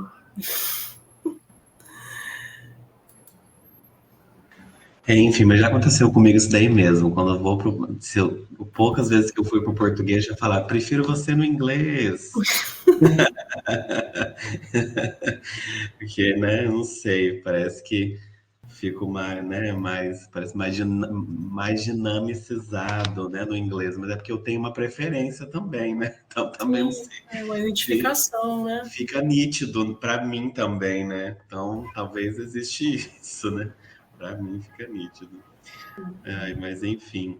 Mas eu havia caído ali minha conexão, mas aí a Érica colocou ali também que não foi digitada nenhuma pergunta de ninguém ali no chat, mas realmente ninguém que está ali, o pessoal, tem bastante gente que está aqui na chamada, mas todos muito tímidos, para digitar perguntas. Tem alguns estagiários, tem alguém que levantou a mão. Oi. Fui eu. Eu tenho uma pergunta para a professora Jubileia. Primeiro, professora, parabéns pelo seu trabalho. Eu comecei a ler a sua tese, não terminei, mas assim, na sua fala eu fui anotando aqui vários pontos muito interessantes, mas eu tenho uma pergunta muito específica, talvez pela minha própria experiência como pesquisa, como pesquisadora, assim. Em alguns momentos, muitos da parte que eu li, a senhora sempre cita lá a questão de professor, pesquisador, e ouvindo a sua fala, para mim parece muito complexo. Aí, em que sentido? Claro, eu sou professora, estou em sala de aula e quando faço pesquisa, por exemplo, sempre tenho um pensamento que eu sinto que, de certa forma, é uma pesquisa um pouco mais controladora, no sentido de que eu posso preparar os métodos, eu posso aplicar com informantes que não vão contabilizar na minha análise de dados e ver o que precisa consertar, o que não precisa. E, então, quando eu passo a aplicar, coletar esses dados, eu já fiz com uma aplicação prévia, né, com informantes que não contabilizam dados, e eu sinto assim que, de certa forma, isso me traz um certo controle. Quando eu vejo a senhora falando do seu trabalho, o complexo que eu digo, e que também é muito bonito, é o fato de que em tudo a senhora está envolvida, e você está envolvida na pesquisa, porque você é professora, então você precisa ter esse domínio mesmo da parte teórica do ensino, mas que não é suficiente, tem a prática, tem a realidade do aluno. Nós temos, então, a língua portuguesa, a língua inglesa e Libras, e depois você mesmo também conta com os colaboradores para gravar essas aulas, para produzir esse material, fazer essas entrevistas. É você, e eu acredito também que os seus alunos, como você citou, alguns filmam, e eu não sei até que ponto você tem essa ajuda, essa colaboração, mas isso me encanta de certa forma e também me traz um susto, assim, como ela deu conta de fazer tudo isso e depois analisar esses dados, né? E a minha pergunta talvez seja até um pouco pessoal, como pesquisadora, na hora da análise, como é esse processo, esse material que, de certa forma, eu não sei se dá para ter... ai, meu Deus, como é que eu falo isso? Porque eu não quero dizer que a pesquisa é solta, não é isso, mas é diferente, porque você está inserida em todos esses processos como alguém, como uma peça fundamental ali, né? Porque eu me imagino assim, quando eu vou eu tenho um cuidado de não intervir tanto, eu direciono ali o informante, mas, de fato, eu tenho até que me resguardar para que ele não compreenda. E até a palavra é diferente, né? Informante, o seu contexto é muito mais social e crítico. Enfim, eu espero que eu tenha sido clara na pergunta, mas é mais esse processo mesmo, na hora de analisar essas gravações, não sei, de repente, algo que foi... que a senhora vê ali, dá para repensar, dá para voltar e aplicar novamente. Eu não sei também se essa análise foi processual, se teve esse período mesmo, 2 anos de aplicação e 2 anos de análise de dados. A senhora compreendeu? Eu fiquei muito, muito interessada em saber dessa parte da sua pesquisa. Sim, deixa eu só contar como que foi, né? Vou começar a questão da troca com os estudantes. Como eu falei, eu observei no mestrado como que os professores ensinavam nessa mesma escola. Não trabalhava nessa escola, trabalhava numa escola regular. E aí eu tinha assim, não sabia Libras, nunca tinha tido assim contato. O contato que eu tinha tido com o surdo é naquela relação tríplice, né? O professor, o intérprete na sala e o estudante, sala regular, né? Inclusão. Aí eu observei os professores, como eles ensinavam, como eu falei. E me gerou uma inquietação. Se fosse eu, como que eu faria isso? Como que eu iria ensinar? Então, esse foi o que eu queria saber, né? Porque eu percebi assim, observar a prática do outro não é que é mais fácil. Mas eu vou observar o que o outro faz, você senta, registra e você analisa. Tem aquele, como o outro está ensinando. Mas, e aí eu pensei, se fosse eu? Fiquei com aquele questionamento. Tá. Quando eu fui para o doutorado, eu pedi minha remoção de escola, sou efetiva agora dessa escola, para fazer o doutorado, né? Então, eu fui como professora, e o que eu fiz no primeiro dia? Comecei, no tempo do mestrado, estudar Libras, né? Toda essa que o Gabriel leu, correr atrás, mas eu não tinha texto ainda. E aí, no primeiro dia, eu falei assim com os estudantes, eu ainda não tenho fluência em Libras. Falei em Libras, né? Treinei, preparava o conteúdo, estudava tudo aquilo ali em Libras, fazia transcrição, chegava na escola mais cedo, perguntava para os professores surdos, para outros professores ouvintes, todo esse movimento. E aí eu falei assim, vamos fazer um combinado. Eu ensino para vocês, né? Português, ensino para vocês, como eu falei que comecei com inglês, né? Ensino para vocês inglês. E vocês me ensinam Libras. Vamos fazer um combinado, uma troca? Eu coloco isso na tese. E aí eles pensaram e aceitaram, porque eu estava sendo sincera, né? Eles viram, né? Eu era ensinando em Libras, então nós começamos esse movimento. E aí eu avisei para eles que eu estava estudando para o doutorado e que eu iria observar minhas aulas. No começo eu tinha pensado em colocar um tripé, né, com a câmera para filmar todas as aulas. Só que era um movimento estranho, aquela câmera ali. Então, às vezes entrava alguém para dar um recado na sala, por exemplo. Tava lá a câmera. Eu falava, não, aproveita, filma aqui para mim. Eu estou dando uma aula, chegava outro professor para falar alguma coisa. E aí eu falei, traz aqui, vamos filmar. Como eu falei, foram vários olhares. E eu fiz uma troca com os alunos. Eu falei assim, ó. Aí, por fim, eu deixei a câmera de lado e deixei meu celular. E aí o celular ficava, às vezes, na mesa. E aí eu combinava com eles. Às vezes eu estava dando a aula e eu nem percebia. Eles pegavam o meu celular e filmavam. Filmava a aula. Então, quando eu fui analisar isso, eu percebi que tinham vários olhares. Porque talvez eu sozinha filmando, eu ia, né? Quando você olha um objeto, você exclui outros. Se eu foco em alguma coisa, eu desconsidero todo o resto, todo o outro movimento que está acontecendo naquele espaço. Eu, então, poderia privilegiar determinadas coisas e outras não. Mas é o que eles faziam. De repente, eles filmavam eu dando uma aula. De repente, eles filmavam eles imitando, né? Fazendo brincadeira, imitando eu dando aula. De repente, eles filmavam os outros estudantes. Às vezes, eu estava explicando e pedia, né? Olha, filma aqui. Eu deixava filmando. E aí eles foram se habituando. O celular, ele já fazia parte das nossas aulas. Tanto é que eu ganhei de presente de uma estudante, ela fez um desenho da sala. E ela fez um desenho muito, muito interessante, o que o movimento era. Eu sempre dei aula assim, sempre estou com os estudantes. Então, eu estou na mesa, eu estou em pé, tem uma estudante sentada na cadeira que seria da professora, os outros estudantes tudo em volta, discutindo, e eu estou em pé com a mão no ombro dela. E ela desenhou a minha mochila e desenhou um aluno segurando o celular filmando, que é até um momento que sempre acontece. Na tese, tem até uns vídeos que mostram isso. Eu estou ali explicando, porque quando eu estava ali como professora, numa aula, você sabe, você não tem como parar a aula para fazer nada. Você ensina, então os alunos não deixam acontecer mais nada ali, principalmente adolescentes e crianças, né? Então, eu estava ali explicando, ensinando. Então, você vai observar bastante que ali é a interação do dia a dia mesmo.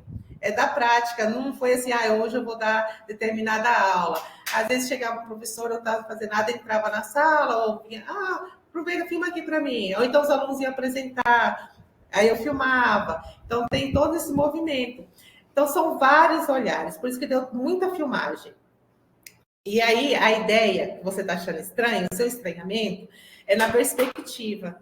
Você pensa essa metodologia como coleta de dados. Coleta de dados, você acha que tem algo pronto, que você vai lá e vai coletar. E a minha ideia não era essa. A minha perspectiva não é coleta de dados. A perspectiva era geração de dados. Os dados vão sendo gerados. Então, assim, eu tinha o meu objeto de estudo, né, que era perceber como que era a minha prática de ensino. Eu entrei lá, como que eu ensinava esses alunos e se eles iriam aprender ou não, qual era o movimento, na perspectiva dos letramentos críticos. Essa era a ideia. Mas, como que isso ia se desenrolar, ele foi sendo construído. Por isso, também, da metáfora, trama dos fios, a tessitura dos fios, e por isso que eu trago essa questão do ensino colaborativo, porque vai sendo que assim, se você ler o capítulo metodológico, eu vou explicar tudo isso que eu estou falando aqui, eu trago até recortes, mostrando como que isso aconteceu. Então, eu fui coletando, então foram várias pessoas que foram filmando, vários momentos, os estudantes, então ficava ali, disponível. E aí a ideia era a geração dos dados. O que ia ser gerado? No momento que eu estava ensinando, e durante esses 2 anos que eu estava ensinando ali, eu não tinha como analisar. Eu não parei para ficar analisando as filmagens, não dava tempo. Eu tinha que preparar a aula, eu tinha que fazer adaptação de material, eu tinha que ver sinais que eu não sabia, que eu precisava saber em Libras. E tanto é que nesse primeiro ano, nessa troca com os alunos, eu consegui meu atesto. Com essa troca com os estudantes, atesto em Libras, né? Então, foi todo esse movimento de ensino. Então, era um movimento de ensino. E registrando dados. Né? Quando passou isso daí, aí o meu orientador falou, você precisa se afastar, Aí foi até engraçado, porque eu peguei licença da escola, né, para o doutorado. Peguei licença. E aí eu não conseguia desligar os estudantes. Eles ligavam para perguntar as coisas, porque a gente criou um grupo de WhatsApp para mandar mensagem de texto, né? As práticas, o ensino era mediado pelas práticas, então tinha todo esse movimento. E às vezes eu estava fora da escola, mas eu estava no grupo dos professores da escola, queria participar das reuniões dos professores. Aí, não, o professor Dani falava, agora você tem que afastar, agora acabou essa parte de geração de dados. Agora você não tem mais envolvimento com a escola, né? Então, assim, esses 2 anos foi de ensino. A professora atribuída na sala, com carga horária. Em 2018 eu tinha carga horária de 40 horas, porque a escola foi escola de tempo integral. Então, era o dia todo ali na escola. E aí eu observava também situações fora da sala de aula, interações ali e tudo. Então, passou. Quando terminou, gerou todos esses dados. E quando a gente quando eu estava como professora, eu estava ensinando, às vezes eu até esquecia que estava gerando dados, porque eu estou ali no processo, o aluno pergunta, outro pergunta, explicando, o outro não entende, o outro já terminou a atividade, fazer o movimento, então era ali. Terminou, aí eu fui desligar. Qual foi o segundo passo? Né? Por isso que a ideia aqui foi da etnografia, né? Mas buscar, e aí eu coloco que a ideia não era esse olhar para aquilo que é diferente de mim, com o olhar de quem está fora. Eu trago autores que propõem essa etnografia com o olhar de quem está dentro desse processo. Então, não é o olhar de fora, é o olhar de quem vivenciou aquilo lá, aquelas experiências. Aí vem o outro movimento, que eu vou parar para olhar os dados agora. Tá? Um monte está lá tudo salvo no HD, né? Todas as aulas, tá. Vamos olhar agora as imagens, fotos, aulas. Aí eu vou começando a olhar, que foi aquela separação que eu fiz, né? Que é essa metodologia. Primeiro, eu fui procurando os temas. O que estava de recorrente nas filmagens? Quais eram os temas que apareciam na minha filmagem? Para eu poder dialogar com os autores, né? Quais eram os temas? O que aparecia? Aparecia mais sobre ensino? Aparecia... O que estava aparecendo ali? Então, eu fui olhando e procurando o que era recorrente nessas filmagens, nesses processos. Eu vou confessar que não foi fácil, não. Aparecia muito tema, mas aí eu tenho que ver a maior quantidade de recorrências. Então, eu faço uma separação. O que aparece mais, eu vou separando os temas. Esse tema apareceu, né? Aqui tem bastante, assim, os alunos produzindo, os alunos fazendo, os alunos na frente, os alunos, né, nesse processo deles assumindo esse papel. Esse aqui apareceu bastante, isso aqui. Então, esse é um tema que a gente vai analisar depois. Esse outro. Então, faz essa separação por recorrência. Então, e é um movimento difícil, porque às vezes, como eu falei, eu coloco na tese, que tinha aula, como professora, eu achei que estava na perspectiva que eu pensei que eu estava trabalhando, do letramento crítico. Quando eu fui olhar, né, e aí é o movimento de você rever toda a sua teoria, toda a fundamentação teórica sua, eu falei, não, mas isso aqui não é. Então, assim, aí você vai olhando que aquilo que você pensou, às vezes, quando você estava ensinando, não era. E aquele momento que estava ali, que eu observei os alunos participando, tem aquele... nessa abordagem do letramento crítico. Então, tudo isso eu fui trazendo. E aí eu fiz essa separação, né, dos vídeos, e aí veio a parte de transcrição. Então, a maioria dos vídeos eu fui transcrevendo. Então, foi aquele trabalho, olha a filmagem, transcreve, olha a filmagem, transcreve. E o transcrever, ele é literal. Eu não posso mudar porque tá como a minha tese. E para não gerar essa coisa assim, mas se é a professora que ela faz esse papel de professora e pesquisadora, ela pode colocar outras coisas. Então, fiz questão de inserir os QR Code também, além da acessibilidade para os surdos, também para quem vai ler a tese, pudesse fazer essa leitura, esse letramento ali dessa filmagem. Porque aí a pessoa vai ter noção de como que era esse movimento, como que eram esses alunos participando, como que era essa interação. Aquela análise que a professora faz, ela está realmente de acordo? Aconteceu isso mesmo? Como que eu vou saber? Pela filmagem. porque aí você vai analisar ali, pela análise do vídeo, daquilo que está acontecendo, né? A gente fala, às vezes a foto, uma foto não quer dizer, né? Não tem todo um contexto, mas o vídeo tem, porque o vídeo você vê a posição que as pessoas ocupam naquele espaço, né? Você vê como que acontece essa colaboração, como que acontece essa troca, essa interação, como acontece o processo de educação ali, linguística e de letramento, como que essa professora ensinou, como que eu percebo que os alunos aprenderam como ela estava dizendo, que teve esse processo. Eu consigo ver isso na filmagem, então tem exemplo da filmagem para também trazer isso, né? Então eu coloco o QR Code de bastante vídeo que eu analisei. Então, tá lá a filmagem e embaixo tem análise desse vídeo, dessa filmagem, desse recorte ali, desse momento de ensino, de aprendizagem. Então, por isso que dá mais essa... Mas foi um processo difícil, né? Porque tem hora que eu olhava assim e falava, meu Deus do céu, tanto filmagem, até eu transcrever tudo isso. E aí eu fui olhando e falei assim, ó, vou olhar o que está recorrente. Esse daqui tá falando, esse aqui é português, esse aqui é inglês, esse aqui está falando disso, esse aqui os alunos esse aqui tem muito coisas externas que você tinha que trabalhar, esse aqui foi muito brechas, né? Tá visível na filmagem. Esse aqui, o tema recorrente era esse tema, né? Tá falando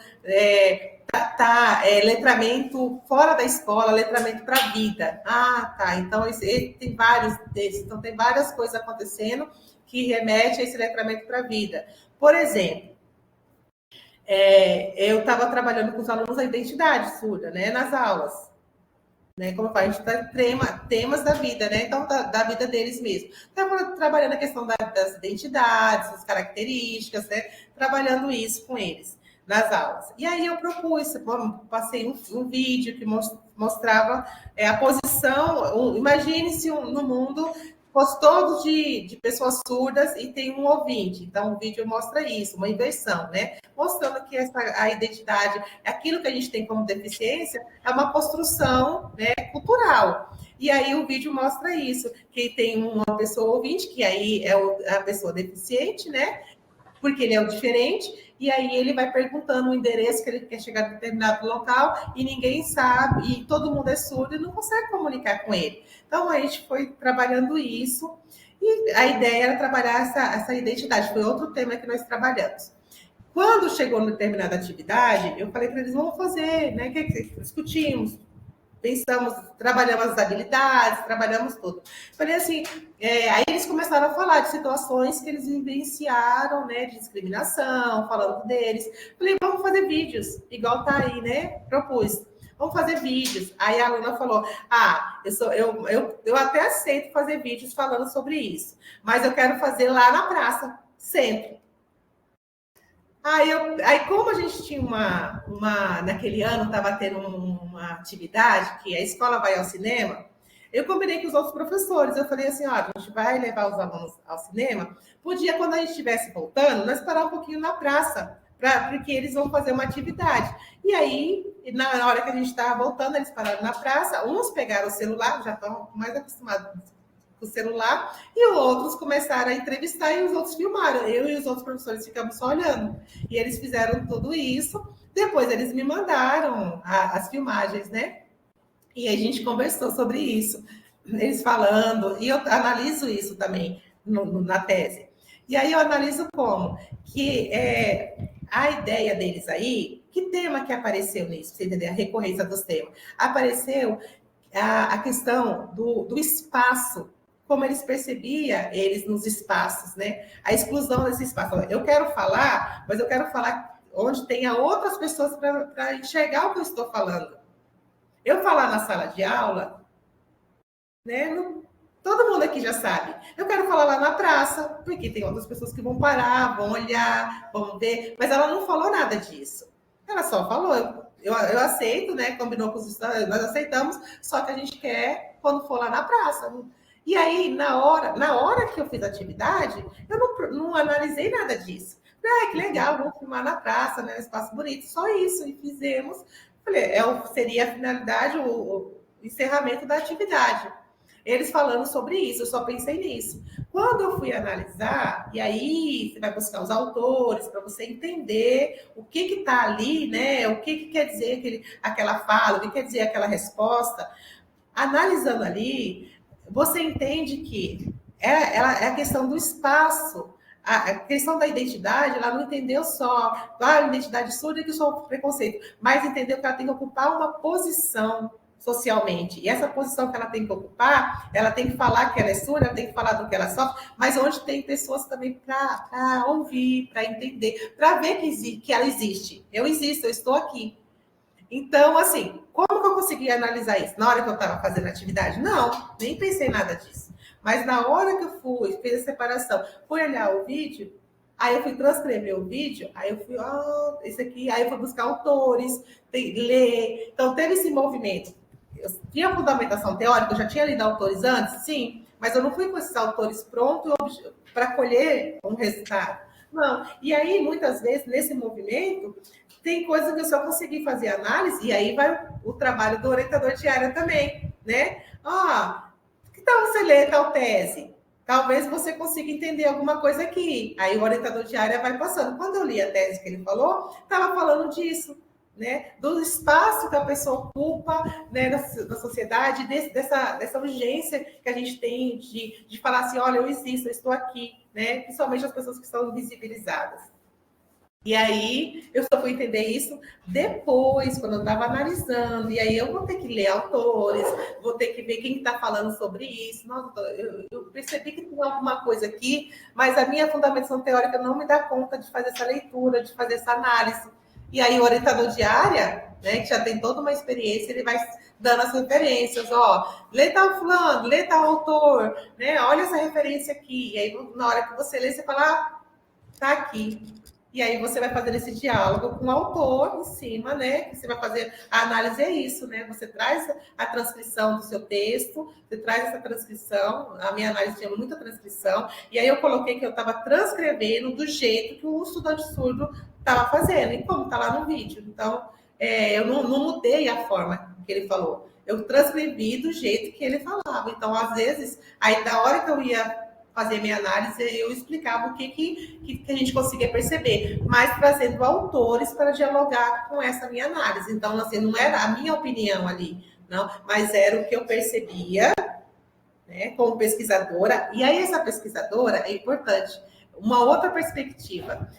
A pesquisadora, ela não está fora desse contexto, ela faz parte. Então, é esse olhar de quem está dentro, de quem participa. Então, é uma perspectiva mesmo de metodológica de como que você vai fazer a pesquisa. Então, esse olhar, não é esse olhar assim, vou pesquisar algo longe de mim, não. Então, como que eu percebi, por isso que a ideia era como que eu ensinava, mas aí trazendo os autores que já dialogam sobre isso, então tem essa fundamentação, essa conversa. Então, não é só a minha opinião, ou não é só o que eu percebi ali, não.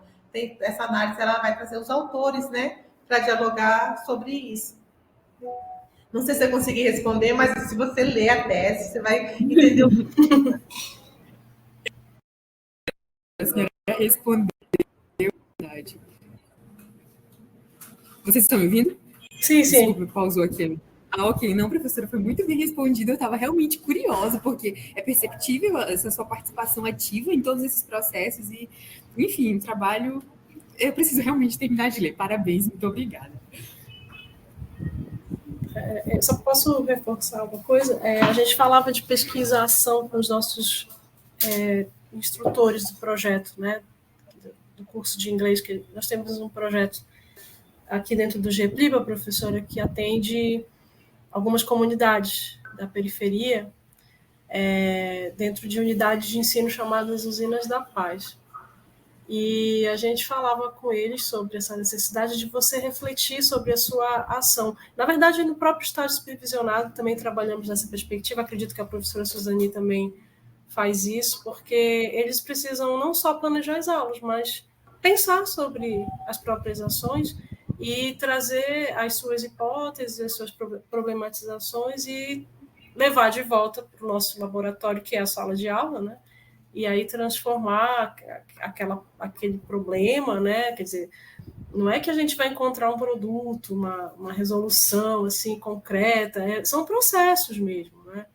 E alguns instrumentos utilizados nesse caminho, além da própria observação, é o diário reflexivo, é um instrumento que eu acho assim precioso, para que eles possam já iniciar assim, o que é observar a própria aula. Às vezes é tão difícil você se deslocar desse caminho, desse posicionamento, né? E a pesquisação, eu acho que é isso, ela traz esse engajamento e é uma prática dialogada, reflete, conversa, pensa, volta para a sala, né? É um processo. É reativo, né? É bem legal, engaja. Eu sou muito fã de action research, assim, eu acho muito, muito rico, muito louvável de se fazer.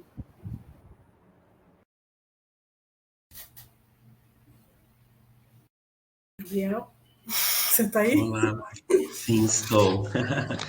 Mas então é isso, gente. Eu não sei se tem mais alguém que quer fazer mais alguma pergunta.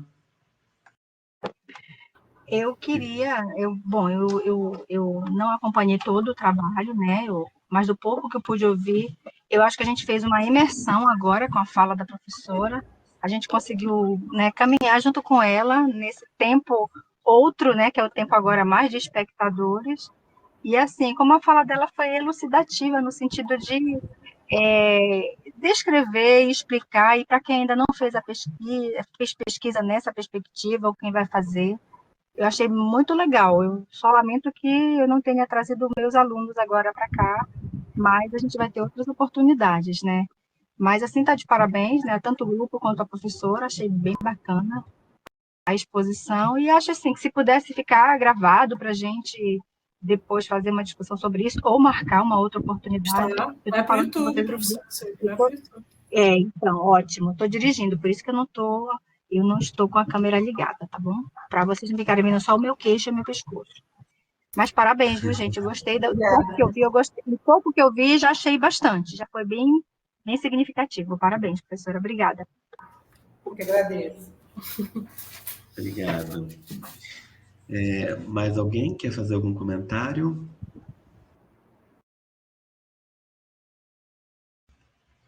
Não? Então, acho que como a gente também está aí já dentro do nosso tempo, né? Então, gente, vamos então dar encerramento. Então, vou agradecer mais uma vez, então, Jubileia, pela magnífica fala, né, aqui, desse tempo que esteve aqui conosco. E agradecer, então, todo mundo que está aqui, até então conosco aqui, durante esse tempo. Todo mundo que está aqui presente, Suzani, Érica, que estamos aqui. Não sei se tem alguém que quer falar mais alguma coisa para finalizar. Não? Então, Ana Cláudia Barbosa está digitando. Vendo aqui. Ana Cláudia Barbosa. Se a professora Jubilé quiser também dar aí o seu tchau pra gente. Alguma...